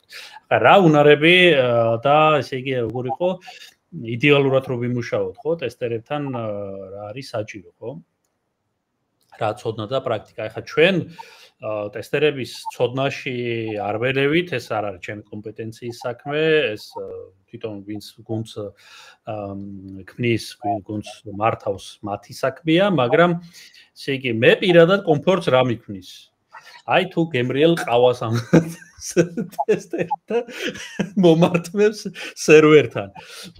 ეს ხუმრობით რა თქმა უნდა, მაგრამ სინამდვილეში უნდა მივართვათ ერთმანეთს, მიხეილ. ხან თქვენ მოგვართმევთ და ხან ჩვენ მოვართ. მაგრამ პრობლემა იმაშია, რომ ძალიან შორს ვარ ზოგი რომელ ქვეყანაშია და ზოგი არ გამოვა სამწუხაროდ. თუმცა მასხარავთ მასე ხშირად, რატომაც არა, მე პრობლემა არ მაქვს. მაგრამ რეალურად რო ვიმსჯელოთ, ახლა მე პირადად კომფორტს და პრობლემას მიხსნის, ასე ვთქვათ, თუ ადამიანი არის ადეკვატურად კომუნიკაბელური, მასთან სასიამოვნოა ურთიერთობა, თუ რამე არ ესმის, ეს ჩემთვის საერთოდ არ არის პრობლემა, თუ მე არ მესმის, მისთვის არ არის ეს პრობლემა და მიხსნის ისე რომ გავიგო და მე ვუხსნი ისე რომ გაიგოს. ახლა მან რა იცის ტექნიკურად ეს არ არის პრობლემა და მე თუ არ ვიცი რაღაცა, ესეც მისთვის არ არის პრობლემა და აი მაშინ დგება ნორმალური, კომფორტული, ადეკვატური ურთიერთობა. ახლა იქ არავინ არ ვარ სუპერგენიოსი, სამაგიეროდ თუ ადეკვატური, ზრდილობიანი, ესე იგი აი ახსენა ლელამ ისინი ესე იგი უნარები, მოკლედ soft skill-ები, ხო? ურთიერთობა უნდა შეეძლოს ადამიანს. თავი ნორმალურად, ნუ საინტერესოს რომ უნდა იყოს და ასე შემდეგ, ოკეი, მაგრამ ტექნიკურზე არ არის აქ ლაპარაკი ამის თქმით. ხო ხდები? დავიცი ლელა რა დამატებ. ურთიერთპატივისცემა ძალიან მნიშვნელოვანია, გუნდურობა მნიშვნელოვანია და ვინც მუშაობთ, ვინც ვითარდებით და ვინც რაღაც ახალს ვქმნით, სწორედ იმას გვეშლება. ხო? ვინც არაფერს არ აკეთებს, იმას არაფერი არ შეეშლება და არაფერი არ გამორჩება. ამიტომ ვინც ტესტავს, იმას გამორჩება ბაგები, ხო? კიდე არის. კი. მეცაც გეტყვით, ისეც ყოფილა, რომ ჩვენ არა ტესტერები ჩავთულ ვართ რაღაც პრობლემის დროს, სერიოზული პრობლემის დროს, უპრობლემოთ ტესტერების რაღაც მომენტში, იმიტომ რომ საჭირო იყო სწრაფადსა და საერთოდ არ იყო ეს ჩვენთვის არ შეფერხება არც მათთვის და მოკლედ აი ეს მოგვარდა იქვე და ძალიან კარგად და ჩვენ ახლა პირადად მე სადაც ვარ იმ გუნდში ჩვენ კიდე გვაქვს ესეთი ისა კრიტერიუმი, აი კაი მიმებს თუ დებს და სასაცილო ტროლაობს, ეს გადასარევი ტესტერია ჩემთვის პირდაპირ, იმიტომ რომ მეც მიყვარს ეს და მოკლედ ასე რომ ლევან აი ასე შემიძლია გაქცე ამაზე პასუხი. ლელა შეხვარ დამატებ რამის კიდე. არა მიხეილ. ხო ამოწ. კარგი, გავაგზავნოთ. მაშინ აი ნენსის ქონდა კიდე კარგი შეკითხვა. შეხედე, ესე იგი გვეკითხება ასეთ რამეს. ტესტირების სფერო ძალიან გაიზარდაო. შენი ხედვით აი ლელას ეკითხება ნენსი, დღეს რომელი ტიპის ტესტირება ყველაზე მოთხოვნადი? მაგალითად, ავტომატიზაცია, პერფორმანსი, უსაფრთხოება, API ტესტირება, მობილური აპლიკაციები. რომელია აქედან უფრო მოთხოვნადი? ნუ არ ვიცი. კი, თანამედროვე პროდუქტები ახლა რო დავაკვირდეთ, ხო, პრინციპში ვებ პორტალიც იქმნება ხოლმე და მობილური აპლიკაციებიც, ხო? ამიტომ ვებით და მობაილიც აქ თანაბრად მნიშვნელოვანია ხოლმე და უფრო ხშირ შემთხვევაში მობილურ აპლიკაციებს შეიძლება უფრო მეტი მომხმარებელი წყავდეს, ხო? ამიტომ გააჩნია ჩვენი პლატფორმას საიდან უფრო მეტი მომხმარებელი იყენებს, ну იმას მივანიჭებთ პრიორიტეტს. პროდუქტის შინაარსიდან გამომდინარეც, ახლა თუ საბანკო პროდუქტია, რა თქმა უნდა, აქ უსაფრთხოებას მაღალი ყურადღება დაეთმობა, ხო? თუ TicketJet-ზე არის საუბარი, აქ პერფორმანსი გვჭირდება ძალიან მაღალ დონეზე, ხო? გააჩნია ჩვენი პროდუქტის შინაარსიდან გამომდინარე, ესე best practice-ები არ არსებობს. ზოგადად გვაქვს ესეთი ცნება ჩვენ ტესტირებაში, რომ ტესტირება დამოკიდებულია კონტექსტზე. ტესტირების 7 პრინციპიდან ერთ-ერთი პრინციპი ეს არის. ამიტომ ესე best practice ვერ იტყვი, რომ ყოველთვის API-ია მნიშვნელოვანი, რომ გაიტესტოს. შეიძლება სულაც არა, შეიძლება UI UX-ი უფრო მნიშვნელოვანი იყოს ამ კონკრეტული პროდუქტისთვის, ხო? გააჩნია რა შინაარსის პროდუქტზე მუშაობ, იქიდან გამომდინარე, კონტექსტიდან გამომდინარე, იქნება რაღაცეები მეტად პრიორიტეტული და რაღაცეები ნაკლებად პრიორიტეტული. მე როგორც გავიგე, შენი რეკომენდაცია გამოდის ისე, რომ იყავით ელასტიური, ხო, ну აინდამაინც ერთ იმას ჩააცვიდეთ. კონტექსტიდან გამომდინარე, უნდა დავგეგმოთ ტესტირების პროცესი. დიახ. კი, ანუ რაღაც ერთზე აინდამაინც, ხო, კი ბატონო, მადლობა. მოდი ახლა ცოტა ვისაუბროთ, ხო, აი ნიკა ამბობს, რომ კურსის გავლა ლელასთანო, ისეთი კვალიფიციური ხარ, რომ გვიჭირს შეკითხვების დასმა. რა ვიცი, აი. ვის უჭირს დასმა? ნიკას, ხო, იმდენად კვალიფიციური ხარ, რომ აი რა შეკითხვა უნდა დავსვათ, არ ვიცითო და. ხო, აი ეს ხედავ. ნიკა, ძალიან დიდი მადლობა, თუ რამე კითხები შეკება. პირადში შეგიძლიათ მომწეროთ მიხეილის მსმენელებმა LinkedIn-ზეც, YouTube-ზეც, ნებისმიერ დროს თუ მომავალში გაგიჩნდებათ. რა პრობლემა, მე სხვა შორის, ხო, ან ყოველთვის პირიქით თანამშრომლობაზე რატომაც არა. ჩემ ხალხსაც, თქვენ ხალხსაც, აქ არ არის ჩემი თქვენი, ერთ ქვეყანაში ვართ და ერთ სივრცეში ვართ, ამიტომ აუცილებლად, ხო. კარგი, კიდევ აი ესეთი შეკითხვა აქვს გოგას. რაოდენობრივად გუნდში დეველოპერებისა და ტესტერების როგორი გადანაწილება უნდა იყოს? რას თქვით? კი ბატონო. როგორც ვინ უფრო მოერევა და დაჩაგრავს ის მეტია თუ ცოტა სხვა. ხო, ალბათ აქაც პროდუქტის სიდიდიდან და კონტექსტიდან გამომდინარე უნდა ვიმსჯელოთ. მე მაგალითად მქონია ისეთი პროდუქტებიც, სადაც Android-ის დეველოპერის აპლიკაციასაც და iOS-ის დეველოპერის აპლიკაციასაც ორივეს მე ვტესტავდი. ну, იმიტომ რომ იმ პერიოდში ავუდიოდი მოკლედ მაგ ესე ვთქვათ დატვირთვას. თუმცა შემდეგ უკვე როდესაც პროდუქტი იზრდება, რა თქმა უნდა, უფრო მეტი ტესტერი გვჭირდება. მოკლედ გააჩნია ერთმა ტესტერმა შეიძლება გატესტოს 3 დეველოპერის ნამუშევარიც, გააჩნია ესენი რა ხარისხით ქმნიან კოდს, რა სისწრაფით ემატება ახალი ფუნქციონალები და ასე შემდეგ, ხო? რაც უფრო კარგი ხარისხით გვაჭრის დეველოპერი პროგრამულ პროდუქტს, მით უფრო მარტივი გასატესტია ჩვენთვის, ხო? მით უფრო ნაკლები ხარვეზებია, ნაკლები ხარვეზების აღწერა გვიწევს, ამაში ნაკლები დრო მიდის. შემდეგ ხარვეზების გასწორების შემდეგ თავიდან რეტესტინგი, გასწორებული ხარვეზების ამაშიც ნაკლები დრო მიდის, იმიტომ რომ ნაკლები ხარვეზები იყო დაწერილი. ხო, ანუ თვითონ დეველოპერის, ესე ვთქვათ, დონესაც, level-საც გააჩნია, ხო? რაც უფრო გამართულ პროდუქტს გვაძლევს, მით უფრო მარტივად გავტესტავთ. რაც უფრო მეტი ხარვეზები იქნება, დავაჩქარებთ დეველოპერს, დამწყებია დეველოპერი, მსგავს პროდუქტზე არ უმუშავია, მით უფრო მეტი დრო დაგჭირდება და შეიძლება მეორე ტესტერის დამატებაც დაგჭირდეს. მოკლედ, მიმუშავია ისეთ გარემოში, სადაც 3-4 დეველოპერის, ასე ვთქვათ, დაწერილი კოდი მე გამიტესტავს. მქონია ისეთი პროდუქტებიც, სადაც ერთი დეველოპერის დაწერილ კოდშიც მჭირდებოდა დახმარება და დავიმატე მეორე ტესტერი. ანუ პერფორმანსსაც გააჩნია ერთი ისეთი Android-ის დეველოპერი მყავს, ისეთი სისწრაფით ქმნის ახალ ფუნქციონალებს და იმდენად პროფესიონალია თავისი საქმის, რომ საკმაოდ რთულია ერთმა ტესტერმა დროულად გატესტოს და მისცეს, ესე ვთქვათ, ფიდბექი ამ დეველოპერს. ანუ შეიძლება რომ ტესტერებიც მეტი იყოს დეველოპერზე. შეიძლება. რატო არ შეიძლება? იმიტომ რომ თვითონ პლატფორმა გვაქვს შენ მიხეილ, ბევრ გარემოზე, ანუ ბევრ მოწყობილობაზე უნდა გაიტესტოს, ხო? ბევრ ბრაუზერში უნდა გაიტესტოს. მე ერთხელ ტესტირება საკმარისი არ არის, ხო? რეგრესიულ ტესტირებას ვიცით რამხელა დროც მიაქვს, ხო? ამიტომ რა თქმა უნდა შეიძლება თქვა. აი ვახსენე რამდენჯერმე რეგრესიული და აი ხალხმა ვინც არ იცის ორიოდე სიტყვით რა არის რეგრესია. სანამ რეალურ გარემოზე დაინერგება პროგრამული პროდუქტი, აი თქვათ facebook.com ეს ხო რეალური გარემოა, სადაც ჩვენ რეალური საბოლოო მომხმარებლები შევდივართ. სანამ მაგ გარემოზე დაინერგება ეს ჩვენი Facebook-ი, რომლებსაც ყველა ვიყენებთ, იქამდე Facebook-ს აქვს თავისი სატესტო დახურული გარემო, სადაც ჩვენ წვდომა არ გვაქვს, ხო? იქ წვდომა აქვს მხოლოდ ტესტერებს და development groups.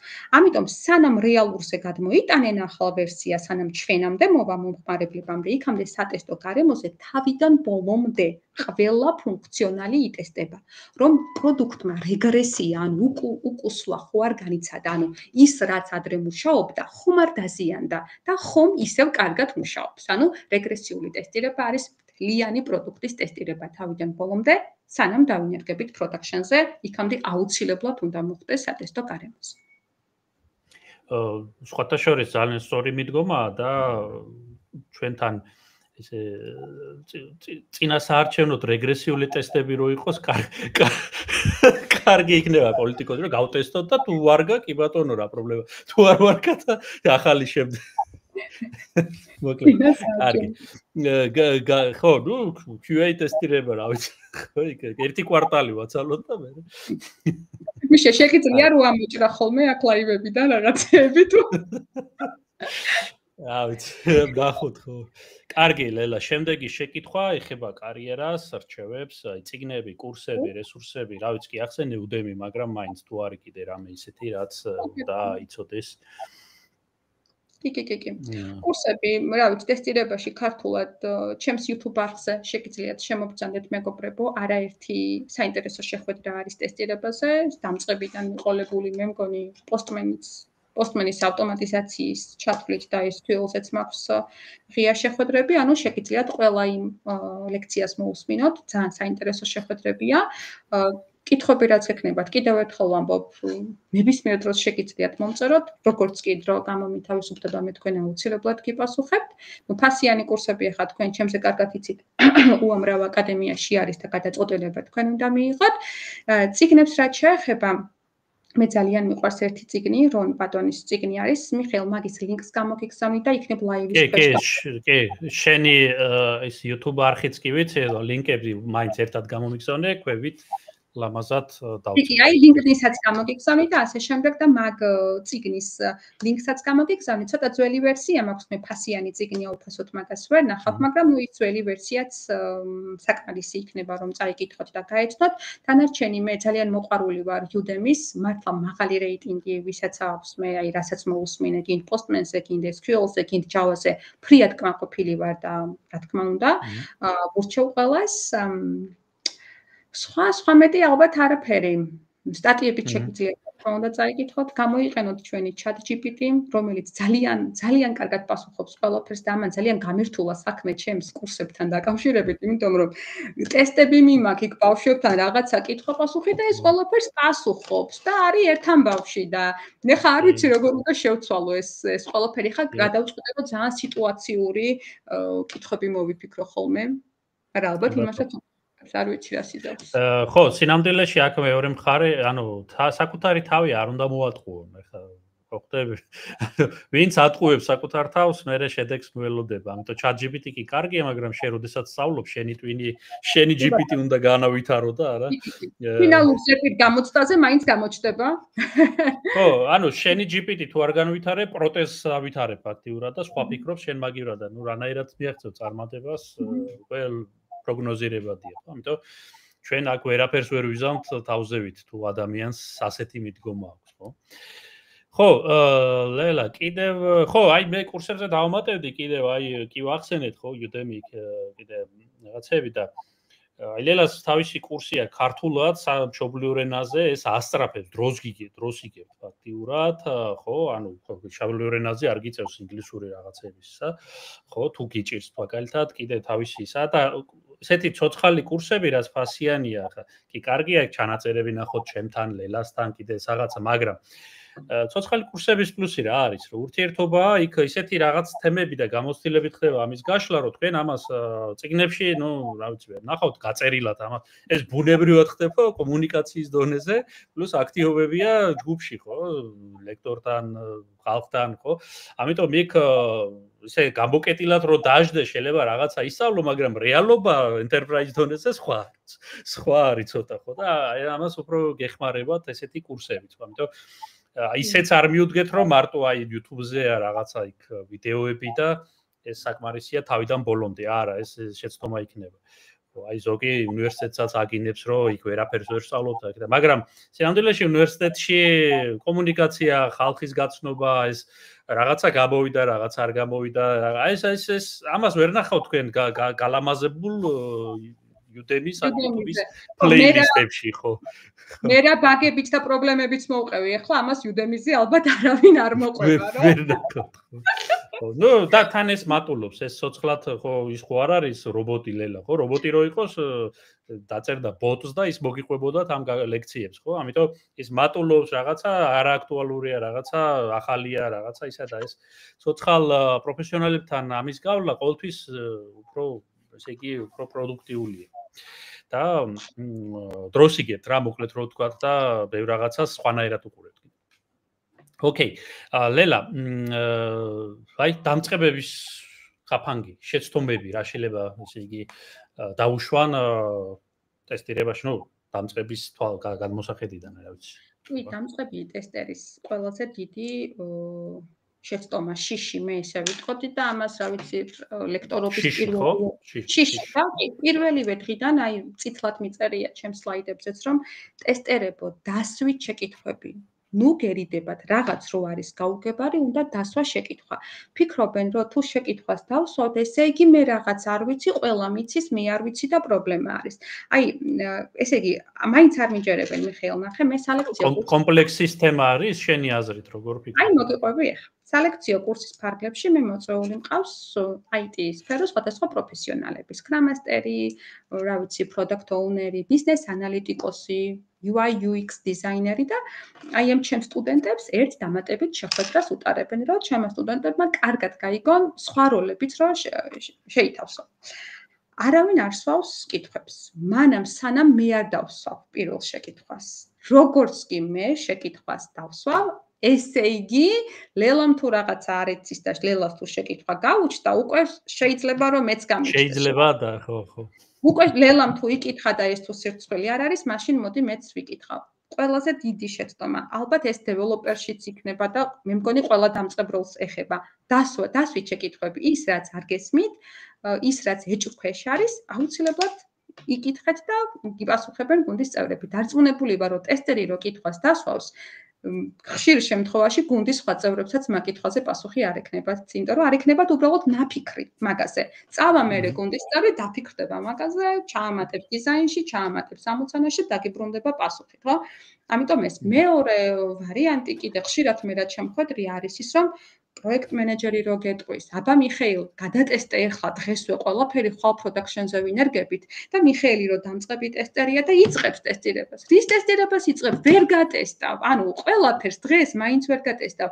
აქ უნდა უთხრა ადამიანს, რომ აი ნახე უამრავი кейსები გვაქვს. უამრავი ბრაუზერი გვაქვს, უამრავი ოპერაციული სისტემა. მითხარი მაშინ პრიორიტეტები, ხო? რადგან დროში ესემს ხვდავ, მოდი პრიორიტეტებზე შევჯერდეთ, რომ დღის განმავლობაში ზუსტად რა გავაკეთო და იმას გააკეთებ, ხო? რაზეც შეთანხმდებით. ანუ ვინც არ უნდა გითხრას, რომ მოდი ახლა დაჯექი და ეს ყველაფერი გამიკეთებ ხვალ პროდაქშენზე ვინერგებით. არ უნდა დაპანიკდე, არ უნდა გეგონოს, რომ მართლა ეს მოსწრებადი, ეს არ არის მოსწრებადი, ხო? ამიტომ არსებობს პრიორიტეტი ესეთი სიტყვა ზოგადად დედამიწაზე რომ ყველაფერში გვჭირდება პრიორიტეტები და არც მაგის არ შეგვეშინდეს რომ მოვითხოვოთ პრიორიტეტები. ეს ორი რჩევა მექნება.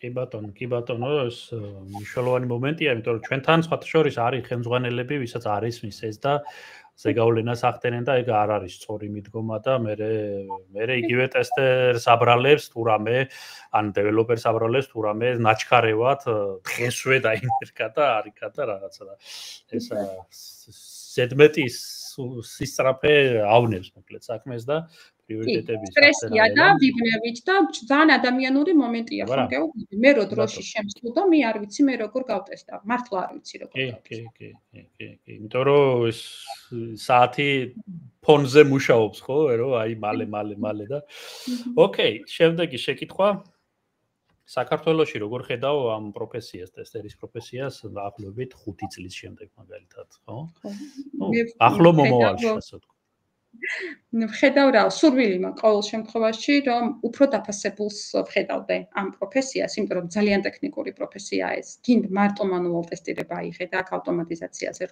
რომც არ ვისაუბროთ იმდენად ტექნიკური პროფესია არის რომ არ ვიცი სხვა ბევრ პროფესიაში არ გვჭირდება ამდენი ტექნიკური უნარი მაგალითად ბიზნეს ანალიტიკოსი ავიღოთ ხო პროექტების მენეჯერი ავიღოთ, პროდუქტ ოუნერი ავიღოთ. პროდუქტ ოუნერი შეიძლება საერთოდ არ იყოს ტექნიკური ტიპი. ხო, სკრამ მასტერს მით უმეტეს ჭირდება რომ იყოს, არ არის ვალდებული რომ იყოს ტექნიკური ტიპი.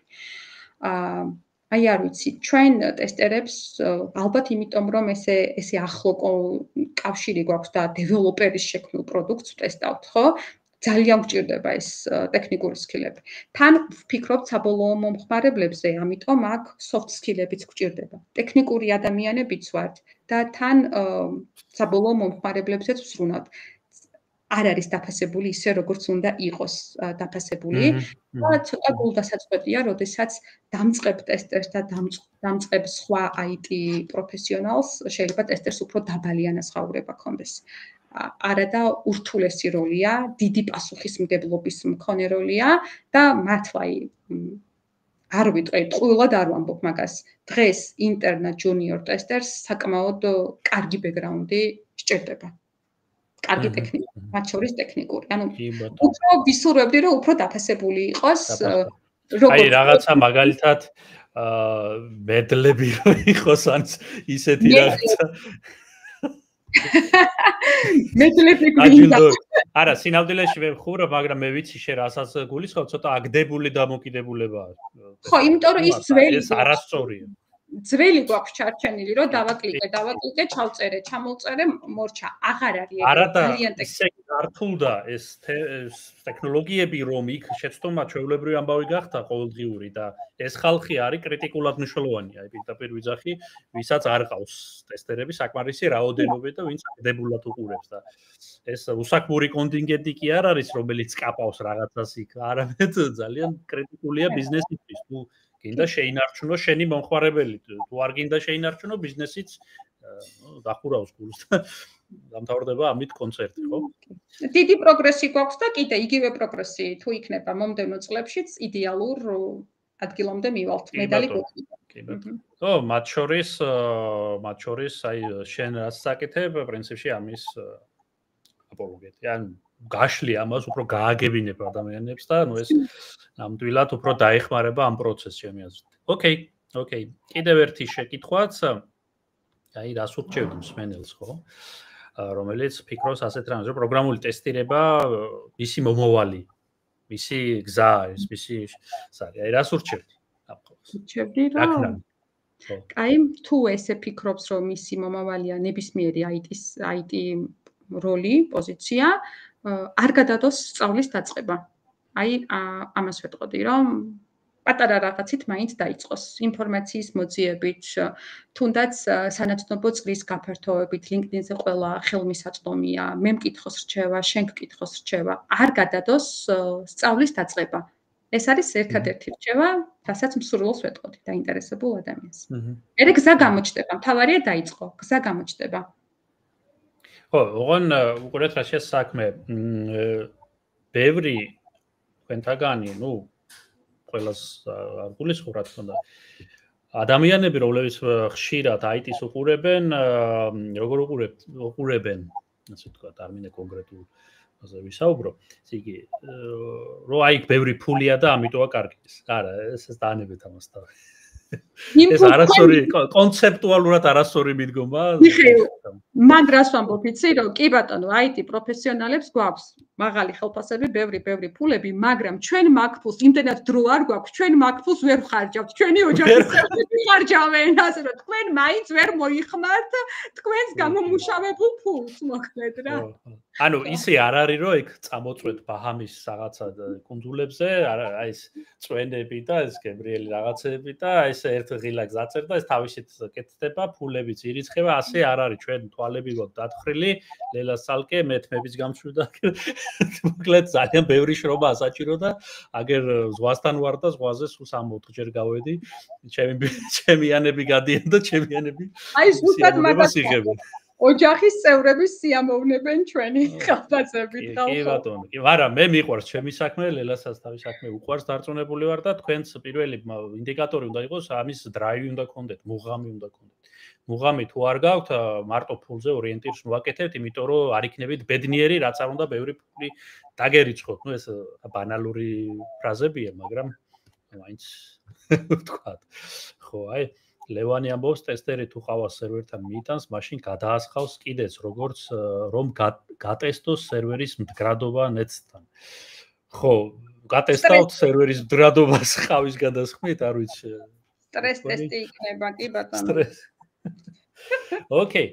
და კიდევ ესე იგი დავამატებდი ასეთ რამას, ზევით იყო ერთ-ერთი შეკითხვა, ხორცები ლევანმა იკითხა ისევ პროცესის შესახებ ვარსტები, ხო, აი ესე იგი ნუ რაღაცა ცვლილება გვაქვს, თქვათ, რაღაც პროექტში ინფრასტრუქტურის მხრიდან, თქვათ, მე რაღაც სერვერებს დავუმატო უნდა გამოვაკლო, იქ უსაფრთხოება ეს ყველაფერი კოდში წერთ ხოლმე და ნუ DevOps ინჟინის განმოსახედიდან, მაგრამ შემდეგ აპლიკაციის მხრიდანაც დეველოპერები გამართავენ ამ აპლიკაციას, მაგრამ ჩვენ ამას ერთად როდესაც მოუყრეთ თავს, ჩვენ არ გვაქვს უფლება პირდაპირ production-ში გავიტანოთ ეს ცვლილებები, სანამ ეს ყველაფერი, ეს ცვლილებები არ გაივლის ტესტერების დონეს, სანამ რამდენიმე ერთი კვირა უნდებათ ხოლმე ჩემთან დიდი პროექტია და ნუ აქტიურად 5 თუ 6 ტესტერია ჩართული, თავის ავტომატიზაციებით ყველაფრით და ამის შემდეგ თუ მე არ მივიღებ სერტიფიკატს, კონკრეტულ დოკუმენტს, რომ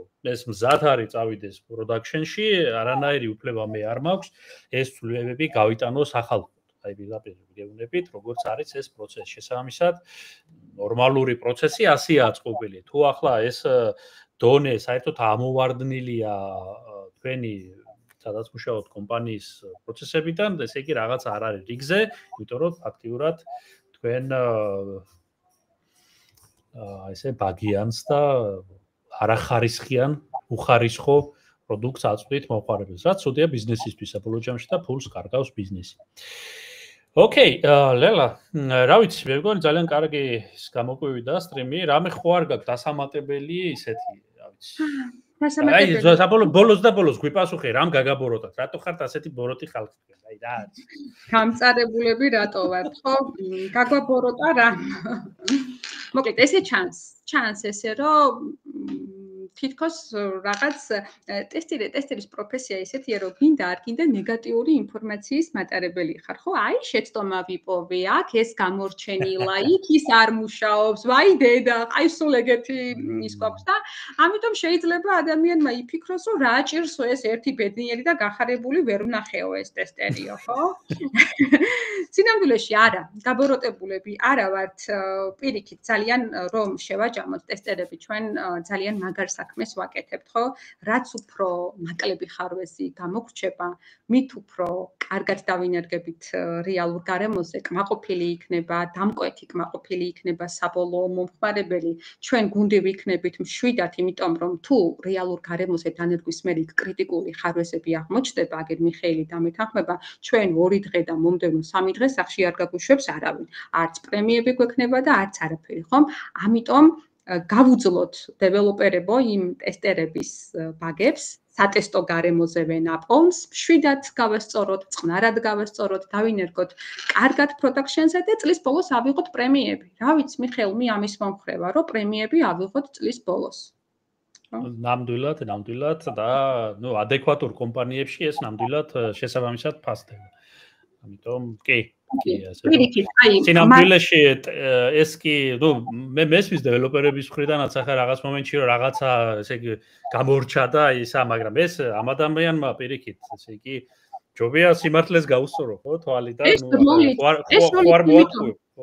ხო, ეს როლიც იმიტომ არსებობს, რომ აუცილებლად გამორჩება ადამიანს რაღაც, ხო? ჩვენც ტესტერებმაც რამდენიც არ უნდა გავტესტოთ მიხეილ production-ზე, ჩვენი საბოლოო მომხმარებელი მაინც რაღაცა უზუსტობას იპოვის. ანუ ჩვენც აუცილებლად გამოგრჩება ტესტერებს. უბრალოდ უნდა ვეცოდეთ, რომ რაც შეიძლება ნაკლები შევამციროთ რა, ხო, ეს რისკები რომ შევამციროთ და ძალიან ბევრი დეველოპერი პირიქით კმაყოფილია, როდესაც მის ფუნქციონალს ტესტავს გამოცდილი ტესტერი, ხო? აი უფრო მშვიდად არის, უფრო წყნარად არის, იმედიანად არის და ასე შემდეგ, ხო? ამიტომ ყველას მე გეტყვით, მე პირიქით, ესე იგი, რას ლაპარაკობ, ეს იმ ეტაპზე თუ ნახა, ესე იგი გადაურჩით production-ში რაღაცა იმას პირიქით მიყარია. ასე რომ აგერ პირით ცოცხალი დეველოპერი DevOps-ი გიზივართ და აგერ ვადასტურებ ასე რომ. ლელა, ერთი შეკითხვა მოვიდა ანისგან, აი კითხულობს ტელეკომუნიკაციის სფეროში რამდენად ფასდება ტესტერი. გაქვთ გამოცდილებაში რა სიტუაცია საქართველოში ამ მიმართულებით? ტელეკომუნიკაცია მაგალითად ავიღოთ მაგთი, ავიღოთ სილქნეტი, ხო? ნუ სავარო ან ტელევიზიები ალბათ, რა ვიცი. ხო, არ ვიცი ხო, კი, ნუ კი. ხო, ანი დააზუსტე, ეს ახლა ჩვენ ზუსტ მარჩიელოთ, ანი დააზუსტე თუ კონკრეტული კი და დავიწყოთ აი ზოგადად, აი მაგთის ხშირად აქვს ტესტერის ვაკანსია, სილქნეტში ორი ტესტერი დასაქმდა ჩემი კურსდამთავრებული. როდესაც აქვთ ხოლმე ვაკანსია აქტიურად მეხმაურებიან, კი ბატონო, ამ სფეროებში ნამდვილად ტესტერები გვხვდებიან, მაგალითად რამდენად ფასდება, რამდენად ის არისო აი ამ სფეროებში? ფასტებაში ნეტა რა იგულისხმება ანაზღაურება? ხო, ალბათ ხო, არ ვიცი, ანი ალბათ ესე ნამდვილად ესე ზუსტი ანაზღაურება არ ვიცი მიხეილ, რომელ კომპანიაში ხარ ზუსტად. არც გეტყვიან ახლა ეგ დაფარული ინფორმაციაა პრინციპში. ხო. ნუ კარგი. ფასტება ყველგან, სადაც ადეკვატური ხელმძღვანელობაა და ესმის ეს მნიშვნელობაა, ტესტერების მნიშვნელობა, ასე რომ თუ აფასებით, ანუჩი შეგიძლიათ გადაბრძანდეთ ნებისმიერ სხვა კომპანიას, სადაც უფრო დაგვაფასებენ. ამიტომ ჩვენ მაგაზე გული არ დაგვწყდეს. მივიღოთ გამოცდილება, სადაც ვართ იქ, მაქსიმალური გამოცდილება იმ დომენიდან, ამოვწუროთ ყველაფერი და გადავიდეთ უკეთეს კომპანიაში. გუსტიონ მე ჩვენი ერჩევა. რა ვიცი, პრინციპში დღეს ამოვწურე მე შეკითხვები, თუ რამე არის კიდევ აი 2 წუთს გაძლევთ, მოიწერეთ. ლელა, შენ რა ვიცი, არის რამე ისეთი რაც გამოგჩ. თუ ყველაფერი მოვიხილეთ, ყველაფერი ვთქვით. სად არის აქილევსის ისა სად არის სუსტი წერტილი ტესტერების, რომ აი ხა რობივალო. ტესტერის სუსტი წერტილი მეგეთი მიხეილ რა არის და ყველაზე მეტად რა ანადგურებს ტესტერს.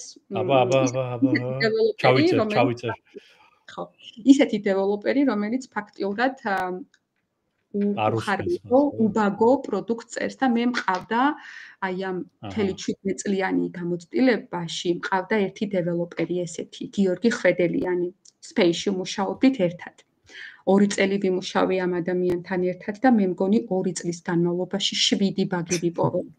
7, მხოლოდ 7, ანუ სხვა დეველოპერთან დღის განმავლობაში რომ შემიძლია დავწეროთ 15, 20, 25, 30 ბაგი, რამდენიც მომესურვება იმდენს დავწერ, ჩემზეა დამოკიდებული. ამ დეველოპერთან 2 წლის განმავლობაში დავწერე 7 ბაგი და გიორგისთან რო ბაგს დავწერე, მიხეილ, ის თვე არაფერს არ ვაკეთებდი, ანუ ჩემი საქმე გაკეთებული მქონდა, უკვე წარმოიდგინე. და ალბათ ხრცხვენო და გეგონა რომ მეტყვილად ვარ და რაღაც, ხო? ხო, კიდე კარგი სხვა დეველოპერები იყვნენ და იქ ვიყავი დასაქმებული. ისინი აზავებდნენ, გასაგებია ისინი აზავებდნენ. იქ ვაკომპენსირებდით, ესე ვთქვათ, ხო? აი Beeline-ზე იყო შეკითხვა და მაგზე, ნუ პრინციპში უპასუხეთ ნაწილობრივ. Beeline-ი ეხლანდელი Vion-შიც რა თქმა უნდა არის. მე ვიყავი Beeline-ის ტესტერი, დაფასებული ვიყავი, ძალიან კარგად ვცნობდი თავს. უბრალოდ შემდეგ Space-ის შინაარსმა და იდეოლოგიამ გამიტაცა და Beeline-დან გადავედი Space-ში, თორე Beeline-ი სუპერ კომპანია. ჩემი რეკომენდაცია Beeline-ს. კი ბატონო. მაგთიშიც კარგი სიტუაცია, ხო? მოთხოვნადი არის, ხო? კი ბატონო, ეხლა ხანს ხონდა მაგთის ტესტერზე ვაკანსია. ავტომატიზაციის თუ მანუალ ტესტერს? მანუალი იყო. მანუალი. ხო. ოკეი, აი გაითვალისწინეთ თან აი ხედავთ, არის მოთხოვნა. გიორგი კითხულობს, რამდენად მარტივია ავტომატიზაციის ინჟინერი გახდეს DevOps. ნუ ახლა მე უპასუხებ ამას ალბათ, ხო? ავტომატიზაციის ინჟინერი ცოტა სხვა არის, შორს არის. გიორგი DevOps ინჟინერს სჭირდება სხვანაირი ტიპის განათლება. ანუ შორს არის ცოტა. თუმცა შეუძლებელი არაფერია, ახლა უბრალოდ დრო არის საჭირო. ოპერაციული სისტემები, კონტეინერიზაცია, ცოტა კი არა, ნორმალურად პროგრამირებაც უნდა იცოდე, Terraform-ი, ღრუბლოვანი ტექნოლოგიები, ან DevOps-ი არის უფრო ერთი საგანი არ გეგონოთ, ეგ არის მთელი კულტურა მოქმედებების, ასე დავარქვათ. ამიტომ DevOps-ი როგორც ახლა კონკრეტული სპეციალისტი, ასე არ შეხედოთ, მთელი და კონკრეტულ პროექტში სხვადასხვა ტექნოლოგიების ნაზავი შეიძლება იყოს, ანუ არა საუდებელო ერთი და იგივე იყოს. ამიტომ თუ გაინტერესებს DevOps, რა თემები უნდა გქონდეს, ხო, ხედველობაში, ჩემს არხზე ბევრი მაქვს მიმოხილული, ასე ვთქვათ, საწყისი, საბაზისო პლეილისტები მაქვს, გადახედე და მათი ერთობლიობა ჩათვალე, თუმცა ასე იოლი არ არის, ან დრო ჭირდება, შეუძლებელიც არ არის. დრო თუ გაქვს, სურვილი თუ გაქვს, შესაძლებელია, მაგრამ სხვა სფეროა და ცოტა მოკლედ მუშაობა არის საჭირო სხვა მიმართულებებით. თუმცა, ეს როგორც ისურვებ, ისე მოხდება, თავარია არ დანებდი, ხო? თუ გაქვს სურვილი ამის სწავლის. ოკეი, მაშინ, რა ვიცი, დავასრულოთ შეკითხვები დაისვა, მეტი ვერ ვხედავ. დიდი მადლობა ლელას. თორო გამონახა. ჩვენ კიდე კონტაქტზე ვიქნებით ლელასთან ერთად. ლელა აქტიურად, ესე იგი, მნიშვნელოვან საქმეს აკეთებს ქართულ სივრცეში და მივესალმებით ამას. ასევე ჩემ ვინც არ იცნობდით ლელას, მიწერეთ პირდაპირ, აგერ ლინკებს ჩაგიგდებთ, თუ რამე ისეთია დაგაკვალიანებთ. თუ არ იცის და გეტყვით, რომ არ ვიცი და აგერ შეიძლება ამან იცის ან უბრალოდ არ მოგერიდოთ შეკითხვების დასმა. დანარჩენი, რას არ ვიცით, არ ვიცით. ლელა, რა სიტყვი, ბოლო სიტყვაობა, აბა? მე ბოლოს იმას ვიტყვი, რომ ძალიან კარგი ენერგია იყო, მიხეილ, შენთან, ემოცია, კარგი განწყობა, კარგი მასპინძელი. მასხარაობა ხო იყო თან? კარგი მასპინძელი ხარ, კარგი აუდიტორია გყავს და კიდევ ერთხელ მადლობა მოწვევისთვის. დიდი ხანია არსად არ ყოფილ ვარ, დიდი ხანია სადაც ესე არ მისაუბრია და ძალიან საინტერესო იყო დაბრუნება. კი ბატონო. კარგი ლელა, გემშვიდობები, აი რანისაც წარმატებები, ახლა იწყებს შენთან კურსს და ასე რომ დანარჩენებსაც წარმატებები და